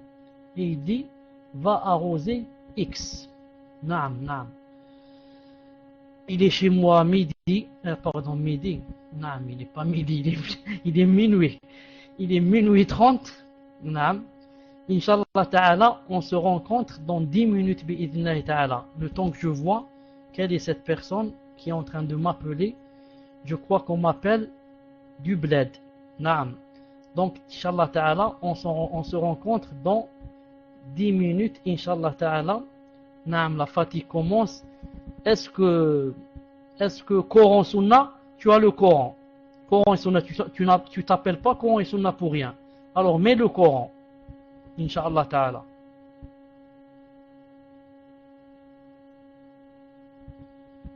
Assalamu alaikum wa rahmatullah. Assalamu alaikum wa rahmatullah wa barakatuh.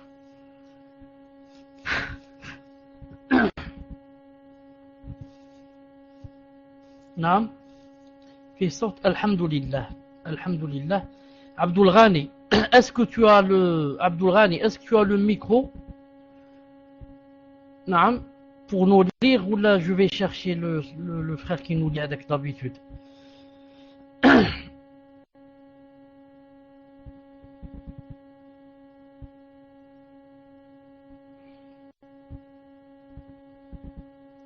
Taïb, est-ce qu'il est là? Le frère qui nous lisait, est-ce qu'il est là? Ibn al-Qayyim, est-ce qu'il est là? Je l'ai. Taïb. Ah. Enfin, واحد منكم, خلاص. Là. Pas de problème. Taïb. Qu'est-ce que j'allais dire? D'abord, il y a un frère qui vient de demander, qui vient de dire que cela faisait 1 année qu'il est rentré en islam et que maintenant sa sœur veut rentrer en islam et qu'il ne savait pas, yani, il ne sait pas devant combien de sœurs la sœur doit faire la shahada. Devant combien de sœurs la sœur doit faire la shahada. La réponse, alhamdulillahi wassalatu wassalamu ala rasulillahi sallallahu alayhi wa sallam. Elle n'a besoin d'aucune sœur pour faire la shahada. Et l'homme n'a besoin d'aucun frère pour faire la shahada. Seul dans la maison, seul dans la forêt, seul dans la voiture. Il dit ashhadu an la ilaha illallah wa ashhadu anna muhammadan abduhu wa rasuluhu. Il est rentré dans l'islam. Pourvu que il sache c'est quoi le sens de ce qu'il est en train de dire. Il faut qu'il sache qu'est-ce que ça veut dire ashhadu an la ilaha illallah et qu'est-ce que ça veut dire ashhadu anna muhammadan rasulullah. Naam. Et qu'est-ce qui m'attend après cela? C'est tout. Naam. Il n'a pas besoin qu'il y ait des témoins devant lui. Il n'a pas besoin qu'il y ait des témoins devant lui. Maysan, tafadlali. Ça ne fait rien. Lis Abdul Ghani, on essaye toi aujourd'hui. Lis. Tafadlal. Si tu veux toi une question, Ibn Qayyim une question. Lis, Inch'Allah, tafadlal. Une question. Comme ça vous voyez. Ibda Abdul Ghani, tafadlal.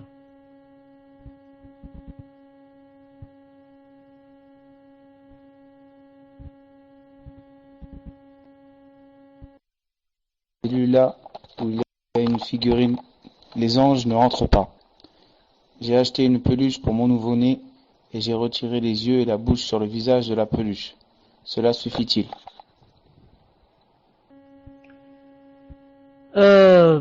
Pour répondre, il faudrait que je comprenne d'abord. Pour répondre, il faudrait que je comprenne.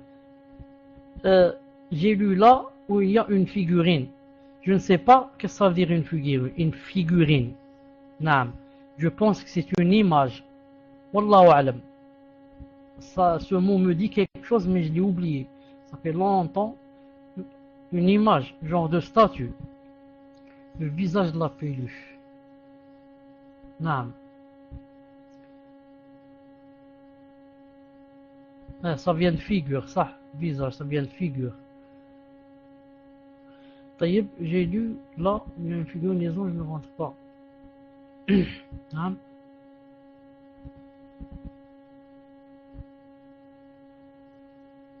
En fait, c'est là que je voulais dire. Pour ceux qui ont des animaux, etc. à la maison, un petit ours ou là un peluche ou là des choses comme ça. Yani, si on a enlevé les yeux et la bouche, etc., c'est moins grave que de le laisser ainsi. Non, c'est moins grave. Mais on pourrait par exemple cacher sa tête. Comme quoi, on la recouvrir. Hein? On peut par exemple recouvrir la tête pour que on ne voit rien de la tête. Ce qui serait mieux, bien sûr, serait de couper la tête. Mais ça ne sera pas facile pour l'enfant pour qu'il comprenne cette chose, bien sûr. Sauf si on lui dit que le peluche était malade et on lui a subi une opération chirurgicale. Non, il était malade, donc on lui a enlevé la tête parce que c'est grave. Il avait une maladie contagieuse dans sa tête. Non, entre parenthèses, je plaisante. Donc, ce que tu as fait, Inch'Allah Ta'ala, c'est c'est mieux. Non, c'est mieux que de le laisser ainsi. Non. Wallahu Ta'ala a'lam. Non. Adam 2000, تفضل. Et comme j'ai dit, comme a dit le prophète, il a dit Soura, c'est la tête. Il a dit Soura, c'est la tête. C'est-à-dire que la meilleure chose, c'est quoi? C'est bien sûr d'enlever la tête. Ou alors si on ne peut pas l'enlever, on la couvre. Si on la couvre, c'est mieux aussi. Non. تفضل. C'est à qui le tour, Inch'Allah Ta'ala.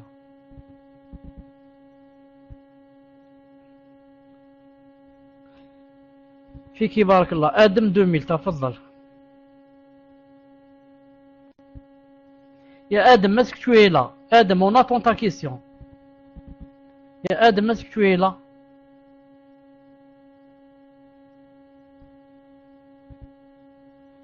Peut-être que Adam n'est pas là. Non.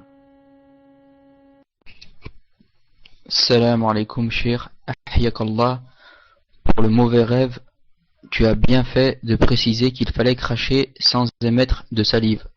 Car moi, la personne m'a expliqué, j'ai craché 3 fois, mais sur le visage de ma femme. Ma chambre était obscure. Elle était du côté gauche. On était à 2 doigts pour la convaincre d'acheter un livre qui mentionne ce hadith. Ma question est la suivante. Est-ce vrai que les gens qui rêvent d'un chien noir, c'est qu'ils ont un djinn, pas le pantalon bien sûr, dans le corps? Adam 2000, sûrement que Inch'Allah Ta'ala, sûrement que là, ils sont en train de rire parce que ça a dit, surtout que c'était dans un contexte où c'était pas loin du divorce. Naam. Qadarallahu ma shafa'a. Taïb. Naam, comme j'ai dit, on ne crache pas. Il y a un verbe que je connais pas, on le dit en français comme ça, à peu près hein, poustillonner ou quelque chose comme ça. J'ai oublié le verbe là. Naam, c'est juste qu'on dit comme ça, poustillonne, voilà, c'est ça. On dit comme ça. Vous m'entendez dans le micro, on dit comme ça. C'est-à-dire il y a de l'air. Il y a de l'air qui sort un peu humide, c'est tout. un peu humide de salive. Ce n'est pas les crachats. Naam, c'est pas les crachats. Heureusement que le frère a eu l'idée d'acheter un livre pour lui montrer que quoi? Que vraiment, ce qu'il a fait c'est de la sunna et non pas qu'il voulait lui cracher sur la figure. Naam. La deuxième question, il a dit, est-ce que celui qui voit un chien noir, naam, c'est que cette personne a un djinn.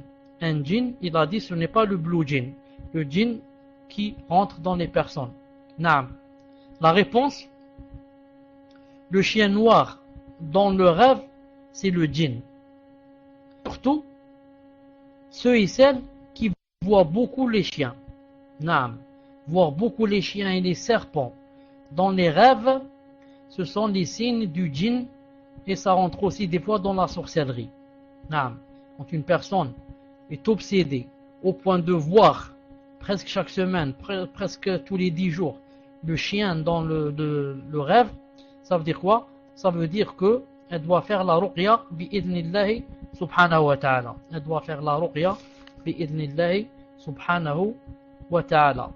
Car, comme a dit le prophète sallallahu alayhi wa sallam, il a dit que le djinn se transformait beaucoup en quoi? En chien noir, et en serpent. Naam. Wallahu subhanahu wa ta'ala a'lam. Minhajul haqq, tafaddal.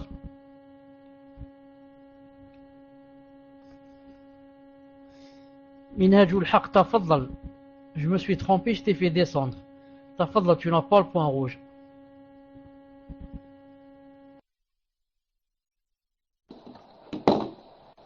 Assalamu alaikum wa rahmatullah. Depuis qu'elle a accouché, une sœur a ses menstrues tous les 15 jours environ, alors qu'elle a habituellement un cycle de 28 jours. Elle est allée voir un gynécologue et celle-ci lui a prescrit une pilule contraceptive pour un traitement de 6 mois. Sa question est, sachant que la pilule a pour but de régler et l'aider à apaiser sa fatigue due à l'écoulement constant du sang, la sœur est anémique. Doit-elle prendre cette pilule? Par ailleurs, la gynécologue lui a dit que ce n'était pas pathologique, mais la sœur a 2 enfants en bas âge et fait de l'insomnie. Barakallahu fikoum et qu'Allah vous préserve.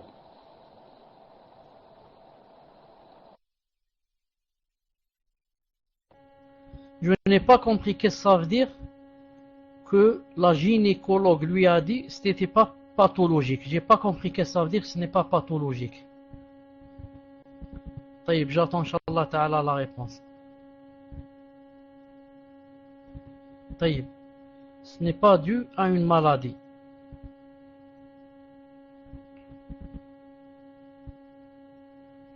Qu'est-ce que ça veut dire alors que habituellement, non, là je l'ai compris, elle dit. Qu'est-ce que ça veut dire que alors que habituellement elle a un cycle de 28 jours? Qu'est-ce que ça veut dire elle a un cycle de 28 jours? Ça veut dire qu'elle reste 28 jours purifiée, ensuite elle a 2 jours des menstrues. Est-ce que c'est ça?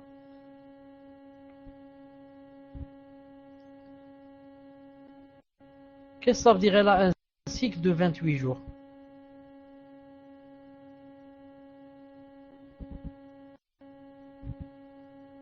Abdul Ghani, elle a ses menstrues tous les 28 jours. Subhanallah al-Azim. Donc elle a les règles seulement 2 jours par mois. Est-ce que je dois comprendre comme ça? Est-ce qu'il y a des femmes qui ont seulement 2 jours? Des femmes dont les menstrues ne durent que 2 jours. Et alors, moi j'ai pas compris ça. Alors comment ça? Je n'ai pas compris. Ça veut dire donc que entre 21 et 28 jours.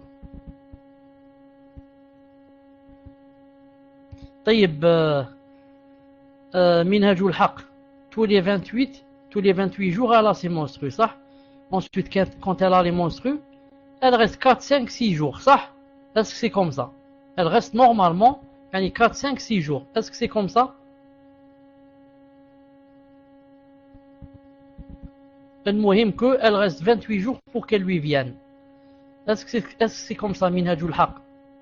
Elle reste 28 jours, tous les 28 jours, elle les a. Mais quand elle les a, elles sont normales, 5, 6, 4, 5, 6 jours, ça. طيب. نعم.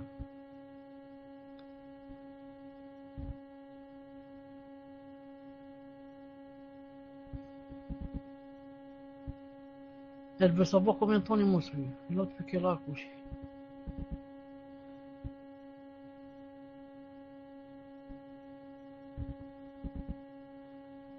Wallah, et franchement, j'ai pas compris la question. Attendez que je lise un peu en haut.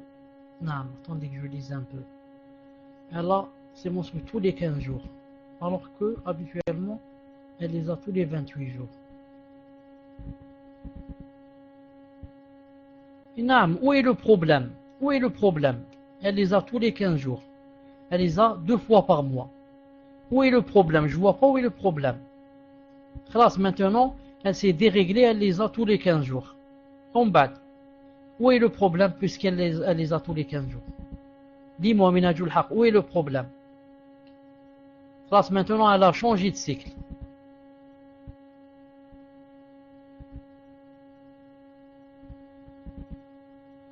Non, le problème, c'est la question. Est-ce que le problème, c'est ta question? Tu voudrais savoir si elle peut prendre la pilule? Est-ce que c'est question?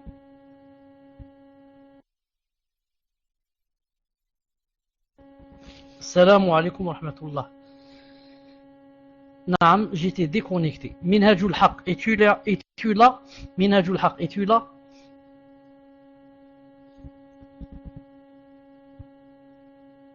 Est-ce que Minhajul Haq est là pour écrire numéro 1?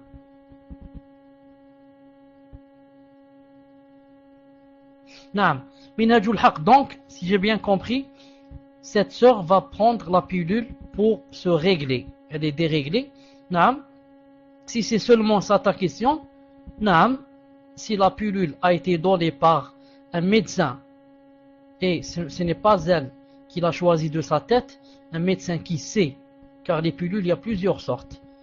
Si le médecin lui a choisi la pilule convenable et qu'elle la prend comme médicament, ce n'est pas interdit, Inch'Allah ta'ala. Naam, ce n'est pas interdit, Inch'Allah ta'ala. C'est un traitement de 6 mois. Naam, elle l'essaye, Inch'Allah ta'ala, et elle voit, Inch'Allah ta'ala, que ça donne. Naam, ce n'est pas interdit. C'est juste pour se soigner et se régler, et d'avoir des règles normales et comme d'habitude. Naam. طيب, sister, tafadlal, sister. Sister, es-tu avec nous, Inch'Allah? Sister, es-tu avec nous?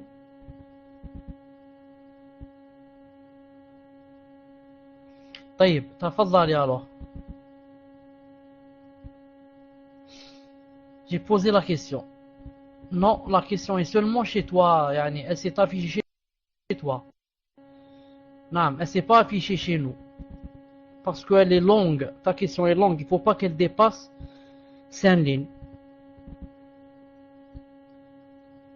Wa alaykoum salam wa rahmatullah.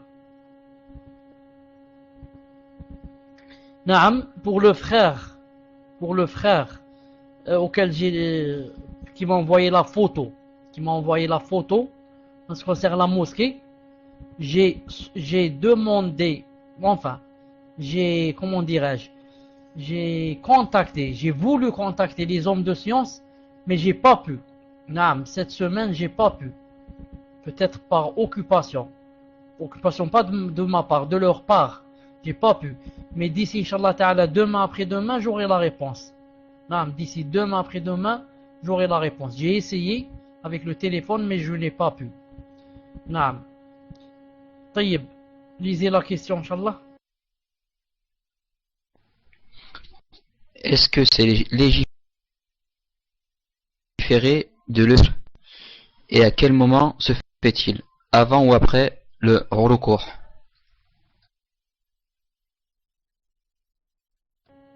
Alhamdulillah, pour le qunut du witr, naam, le imam lève les mains et les gens derrière lui lèvent les mains. Le imam lève les mains et les gens qui sont derrière lui lèvent les mains. Vous pouvez trouver ça dans le livre qui s'appelle Qiyam al-Layl, Qiyam Ramadan de Cheikh Al-Albani rahimahullah. Vous trouvez ça aussi dans le livre de Cheikh Ibn Uthaymin, Sharh al-Zad. Vous trouvez ça aussi dans son livre. Sharh al-Mumti', pardon. Ensuite, à quel moment on fait le qunut? Le qunut, dans la première partie du Ramadan, on le fait, attendez pour que je me rappelle bien, on le fait après le ruku'. Et dans la deuxième partie, on le fait avant le ruku'. C'est-à-dire que les 10 derniers jours, on doit faire le ruku' après quoi? Quand on termine de lire. Quand on termine de lire et avant de faire l'inclination. Et dans les premiers jours du Ramadan, on le fait après. Voilà en ce qui concerne le ruku'. Islam 347, j'ai perdu ma place, j'ai déconnecté après système. D'accord, où est Islam maintenant? D'accord, on va donner à Islam, Inch'Allah Ta'ala, l'occasion. Tafadlali.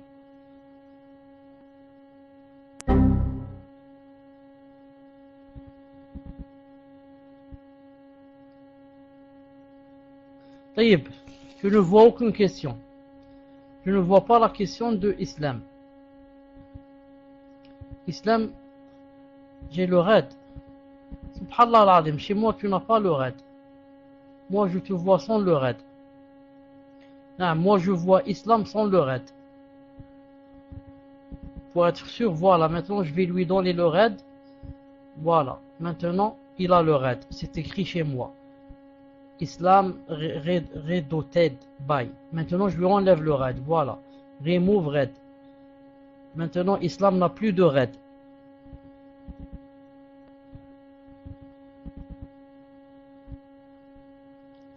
Pour ceux qui n'ont pas, bon, pour ne pas perdre de temps, ce n'est pour, je répète pour la sœur si elle n'a pas compris, en ce qui concerne le dua du ruku', on le fait quand on termine la lecture. On est en train de lire, ensuite on termine avant le ruku', avant de dire Allahu Akbar pour l'inclination, on fait le dua. Si c'est les derniers jours, on le laisse après. On le laisse après le ruku'. Quand on fait le ruku', on se lève, on dit Sami Allah liman hamidah et on fait le dua avant de descendre. Naam. Tafadhal pour la lecture, Inch'Allah.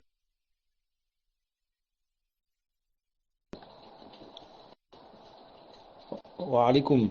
J'ai des problèmes avec ma belle-mère. Elle croit que je manipule mon mari et que je l'éloigne de sa famille pour le rapprocher de la mienne et d'autres choses qui auraient pu entraîner des conflits entre moi et mon mari, voire même le divorce si on n'avait pas une bonne communication entre nous. Alhamdulillah. L'année dernière, suite à une dispute, elle ne nous a pas parlé pendant plus de 7 mois durant lesquels je l'ai contactée à plusieurs... et voilà.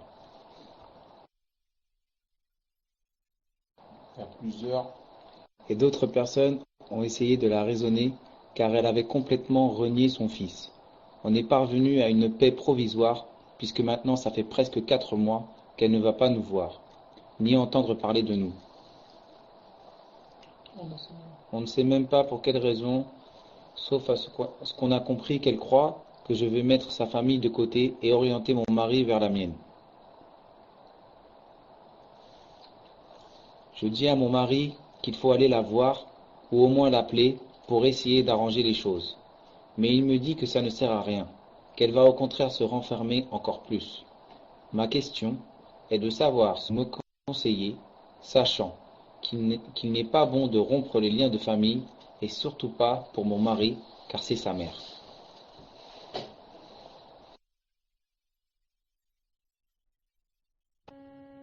Naam, les problèmes entre la femme et sa belle-mère ont existé depuis que Allah subhanahu wa ta'ala a créé la mère et a créé la belle-mère. Naam, depuis que Allah ta'ala a créé l'épouse et la belle-mère. Taïb, maintenant, elle fait son possible pour ne pas rompre les liens, et elle fait son possible pour exhorter son fils à ce qu'il lui parle. Naam. Car elle, si sa belle-mère ne lui parle pas, ou bien elle ne parle pas à sa belle-mère, ce n'est pas tant grave que comme son fils qui ne lui parle pas. Parce que toi, si ta belle-mère ne te parle pas, ou toi tu ne parles pas à ta belle-mère, tu ne vas pas aller en enfer. Mais si son fils ne lui parle pas, c'est ça ce qui est grave. Donc toi, ton but c'est quoi? C'est d'essayer d'exhorter son fils pour qu'il lui parle. Qu'il aille chez elle, qu'il lui téléphone, etc., qu'il lui fasse des cadeaux, etc., etc. Naam, c'est elle qui ne veut pas, elle est libre. Elle est libre. Naam, elle fait ce qu'elle veut. L'essentiel, c'est que ton mari essaye de lui parler. Maintenant, quand elle lui décroche le téléphone, ou bien sur son visage, ou bien elle lui répond pas, ou bien elle l'insulte, ou bien tout ça, il doit l'accepter. Tout ça, il doit patienter et il doit l'accepter. Naam, l'essentiel c'est quoi? C'est d'essayer de faire quelque chose pour ne pas rompre les liens. Maintenant, quand j'essaie de faire quelque chose, et cette personne ne veut pas de moi, ou bien ne me rend pas, ou là, tout ça, moi ça m'intéresse pas beaucoup. Ce qui m'intéresse, c'est que devant Allah, j'ai fait mon devoir. Devant Allah, je fais mon devoir, et celui qui veut, alhamdoulilah, il veut, celui qui veut rompre les liens, c'est lui qui sera fautif, celui qui aura des comptes à régler demain devant Allah subhanahu wa ta'ala. Donc c'est ça ce que je conseille. Je conseille à ce qu'elle pousse son mari à ce qu'il aille, etc. Et lui, bien sûr, il doit chercher les moments opportuns où elle est bien, et il part avec un cadeau, il part tout seul, c'est pas la peine de prendre sa femme avec lui, il part tout seul et comme ça, jusqu'à ce qu'il épanche son cœur. Car quand la mère est énervée sur son fils et elle croit que son épouse veut le prendre, elle devient bien sûr jalouse, alors ce n'est pas facile d'épancher son cœur. C'est pour ça qu'il doit aller doucement avec sagesse et faire des doigts à Allah subhanahu wa ta'ala pour que les liens ne se rompent pas. Naam. Makan 11, tafadlali ou tafadlal. Alhamdulillah, très rapide Makan. Salam alaikum, cher. Un frère m'a dit que Salat Atiba, on peut faire jusqu'à 16 raklat. Je voudrais savoir si c'est authentique et comment on les fait dans la journée. Et je voudrais savoir aussi combien de raklat dua jazakallahu khiri. Je pars à et là-bas ils font 23 raklat. Et moi j'ai pris l'avis de Shir Albani rahimallah, 11 raklat. Quel conseil me donnez-vous? Celui qui a dit que les rawatib c'est 16, il a fait rentrer sûrement les 4 rak'at où le prophète sallallahu alayhi wa sallam, qui se font avant le asr, où le prophète sallallahu alayhi wa sallam a dit rahimallahu mara'an salla arba'an qabla al-asr, qu'Allah subhanahu wa ta'ala pardonne, si je puis dire pardonne, soit miséricordieux envers quelqu'un qui fasse 4 rak'at après l'asr. Certains ulama ont dit les 4 rentrent dans les rawatib.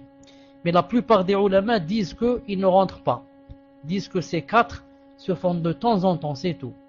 Et que le plus sûr, c'est le hadith qui a cité 12. Et toi, Makan, si seulement on pouvait faire les 12 et les faire pendant toute sa vie, c'est déjà masha'Allah.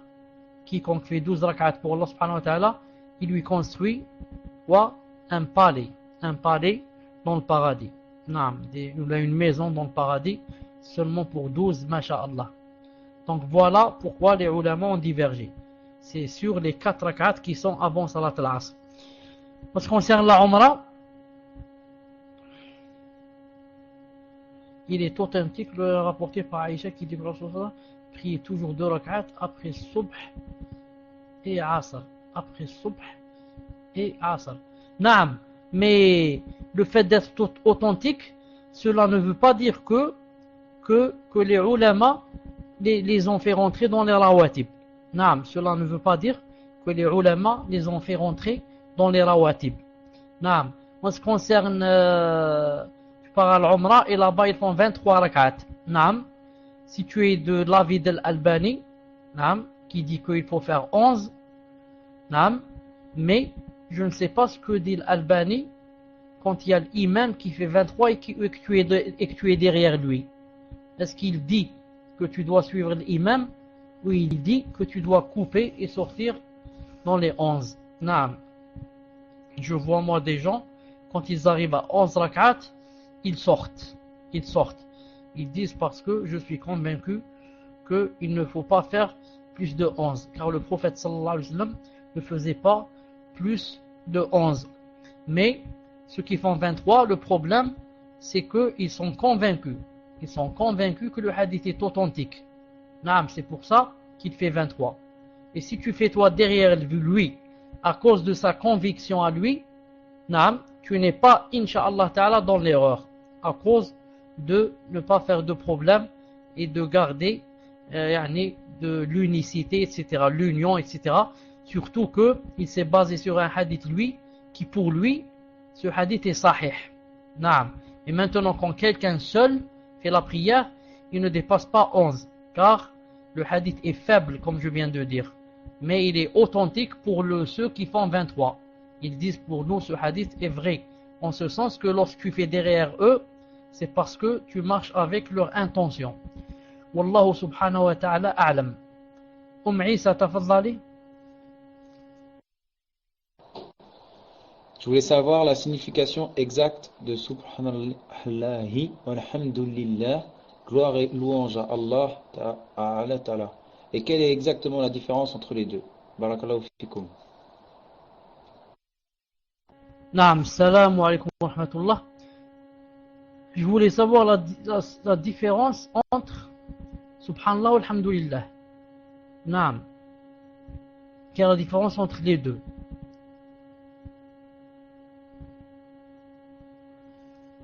Quand on dit Subhanallah, ça veut dire c'est éloigner de Allah subhanahu wa ta'ala tous les défauts. Naam.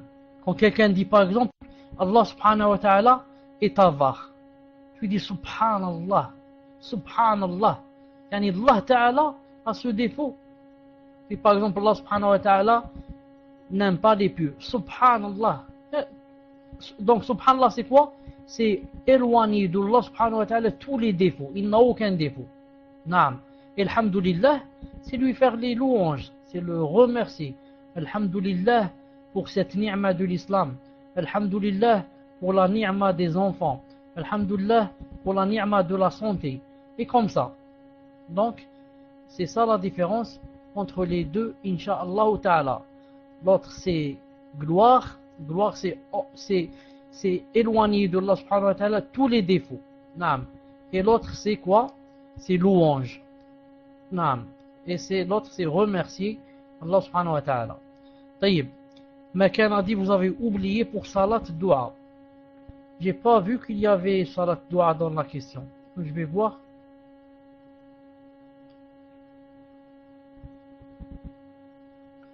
Dans la question, il n'y a pas salat dua. Makan, il n'y a pas salat dua. C'est écrit salam alaykoum. Un frère m'a dit salat ratiba, on peut faire jusqu'à 16. On peut faire jusqu'à 16. Taïb. Je voudrais savoir si c'est authentique. Et comment on les fait dans la journée. Et je voudrais aussi savoir combien de rak'at faisait le prophète pour ça. Aïe, Wallah, pour salat dua. Jazakumullah khairan pour salat dua.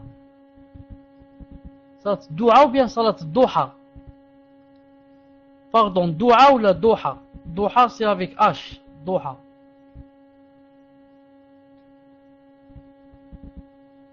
Naam, salat duha. Le minimum c'est 2. Salat duha. Le minimum c'est 2 rak'at. Le maximum c'est 12. Comme a dit le prophète sallallahu alayhi wa sallam. Le minimum c'est 2. Le maximum c'est 12. Bi'idnillahi azza wa jal. Pas de problème. Salat al-duha, le minimum c'est 2. Le maximum c'est 12, Inch'Allah ta'ala. طيب. Issa, je crois qu'elle a posé sa question. Attends, on va voir Issa, est-ce qu'elle a posé sa question?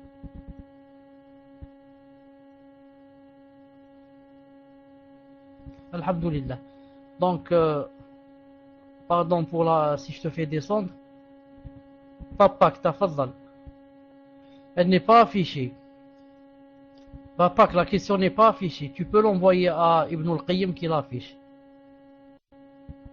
Taïb. Pour ne pas perdre de temps, Bahari, tafaddal. Déjà, on a perdu beaucoup de temps. Il reste 10 minutes et je dois arrêter. Je donne le micro. Salam alaikum. Cheikh, c'est vrai qu'il ne faut pas raconter ces cauchemars et que les beaux rêves deviennent comme nous les avons interprétés. Je me suis vu en rêve en train de déterrer un trésor plein de petits lingots. C'est bon ou pas? Lingots d'or enterrés derrière la mosquée et une partie, ma tête dérobée par des gens du quartier. Qu'est-ce que cela veut dire? Faut réfléchir. J'avais dit que les cauchemars, il ne fallait pas les raconter. Le prophète sallallahu alayhi wa sallam a dit qu'il fallait cracher et dire A'udhu billahi minash shaitanir rajim, cracher son côté gauche 3 fois et dire A'udhu billahi minash shaitanir rajim. Et s'il voulait ou s'il pouvait, il se levait, il faisait des ablutions, il faisait 2 rak'at, mais il ne devait pas raconter. Il ne devait pas raconter le cauchemar.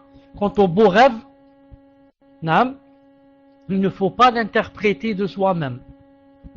Mais il faut par contre l'exposer à un savant.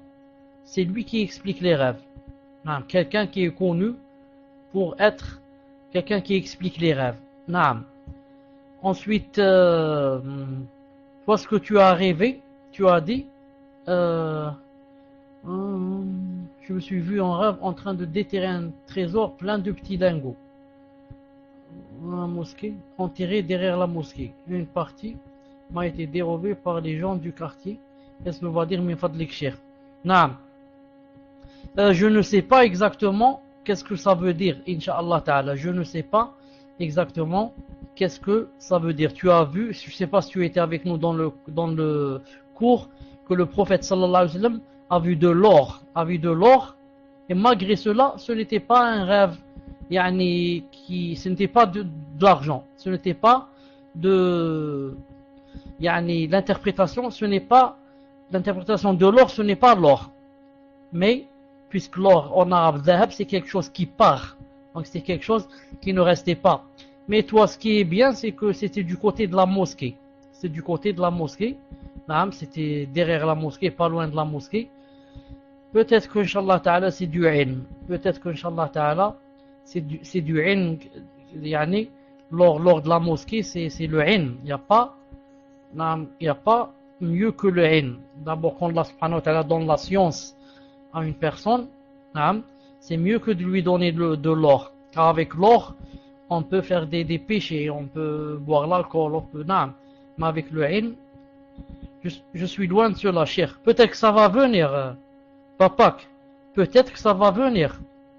Peut-être que, Inch'Allah ta'ala, ça va venir. D'ici demain, tu sais pas qu'est-ce qui va se passer, Inch'Allah ta'ala. D'ailleurs, qu'est-ce qui t'empêcherait de demander la science et de t'approcher d'Allah subhanahu wa ta'ala? Personne ne t'empêche. Au contraire, si tu fais juste un petit geste, Allah subhanahu wa ta'ala est avec toi. Amin ya Rabbil Alamin. Amin ya Rabbil Alamin. Barbahari a dit, est-ce que est-il permis de faire des achats par internet, sachant que le vendeur envoie l'objet acheté une fois qu'il a reçu l'argent? En ce qui concerne, si je donne à quelqu'un de l'argent par internet, ensuite j'attends et il m'envoie la chose que j'ai achetée. Ce n'est pas interdit. C'est pas interdit. Mais je sais que il y a beaucoup d'escrocs en internet. Il y a beaucoup de gens qui reçoivent l'argent et ils ne t'envoient rien. Car de chacun, il touche 20 euros, les 50 euros de chacun. Il fait ça dans tous les pays du monde. Sûrement qu'il va devenir riche. Ensuite, faites bien attention aux sœurs et aux frères qui croient que dans l'internet on gagne des choses. On te dit clique ici, tu vas gagner 10 euros. Clique ici, tu vas gagner 100 euros. Et comme ça. Surtout si on t'envoie quelque chose, on te dit tu as gagné 1 million d'euros, ou là 2 millions, ou là 3 millions. Alors là, il faut très faire attention et ne jamais répondre à ces choses, car ils vont t'enlever tout l'argent que tu as. Tout l'argent que tu as caché depuis des années, on va te le prendre. Alors il faut bien faire attention et marcher sur la règle générale qui dit quoi? En internet, jamais quelqu'un ne me donne 1 euro. En internet, c'est moi qui donne mon argent aux gens. Ils sont pas fous. Il est là-bas assis derrière un PC, il va m'envoyer de l'argent. Tout seul, il va dire tiens, tu as gagné 1 million d'euros, tu as gagné 1000 euros, tu as gagné 100 euros. C'est impossible. Il n'y a pas quelqu'un qui jette l'argent par la fenêtre. C'est pas possible.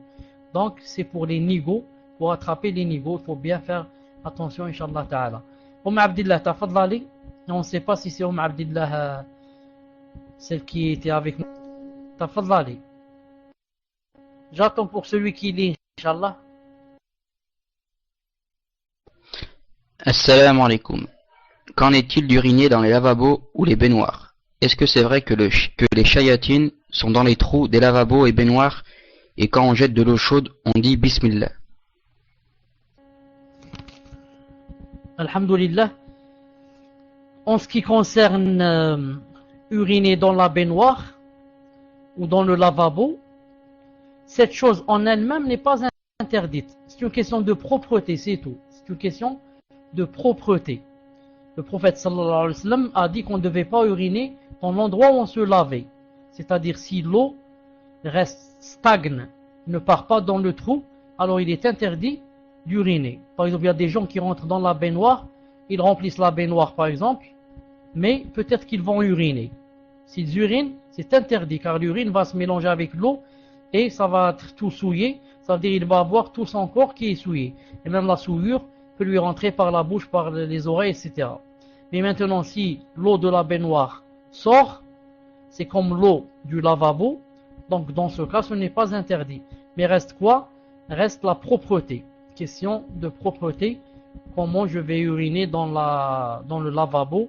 Ensuite, je vais me laver. Sauf bien sûr si quelqu'un urine et qu'ensuite il jette directement l'eau pour qu'il ne reste pas. Ça c'est premièrement. Deuxièmement, est-ce que c'est vrai que les shayatines sont dans les trous des lavabos et baignoires, et quand on jette de l'eau chaude, on dit Bismillah? Naam, les shayatines restent beaucoup. Naam, les shayatines restent beaucoup dans les endroits où il y a la souillure. Naam, dans les trous où il y a pas. C'est pour ça qu'on les trouve dans les toilettes par exemple. Naam, c'est pour ça que quelqu'un, quand il va dans les toilettes, ou là même dans la rue, il y a un rocher, ou là, il s'approche et il veut uriner devant cette chose, il doit dire Bismillah. Pourquoi? Parce que c'est possible que les shayatines soient là-bas. Ensuite, il va avoir quoi? Il va avoir des problèmes avec la shayatine.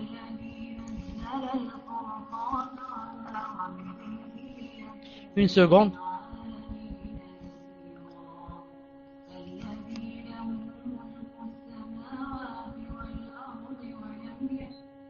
Bon, le Coran que vous avez entendu, c'est une sorte d'alarme. Ça veut dire quand il a commencé à réciter, ça veut dire que le temps du dars est terminé.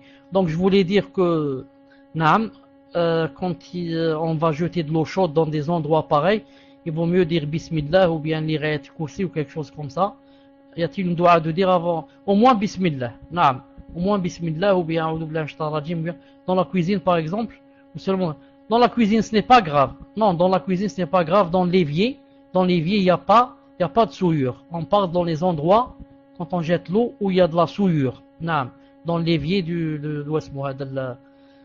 la cuisine, ce n'est pas grave, Inch'Allah Ta'ala. Taïb, je vous laisse, Inch'Allah, je vous donne rendez-vous, Inch'Allah Ta'ala, demain. Et comme ça, chaque soir, Inch'Allah Ta'ala, je réponds directement à vos questions. Subhanak Allahumma bihamdik, ashhadu an la ilaha illa ant, astaghfiruka wa atubu ilayk. Assalamu alaikum wa rahmatullahi wa barakatuh.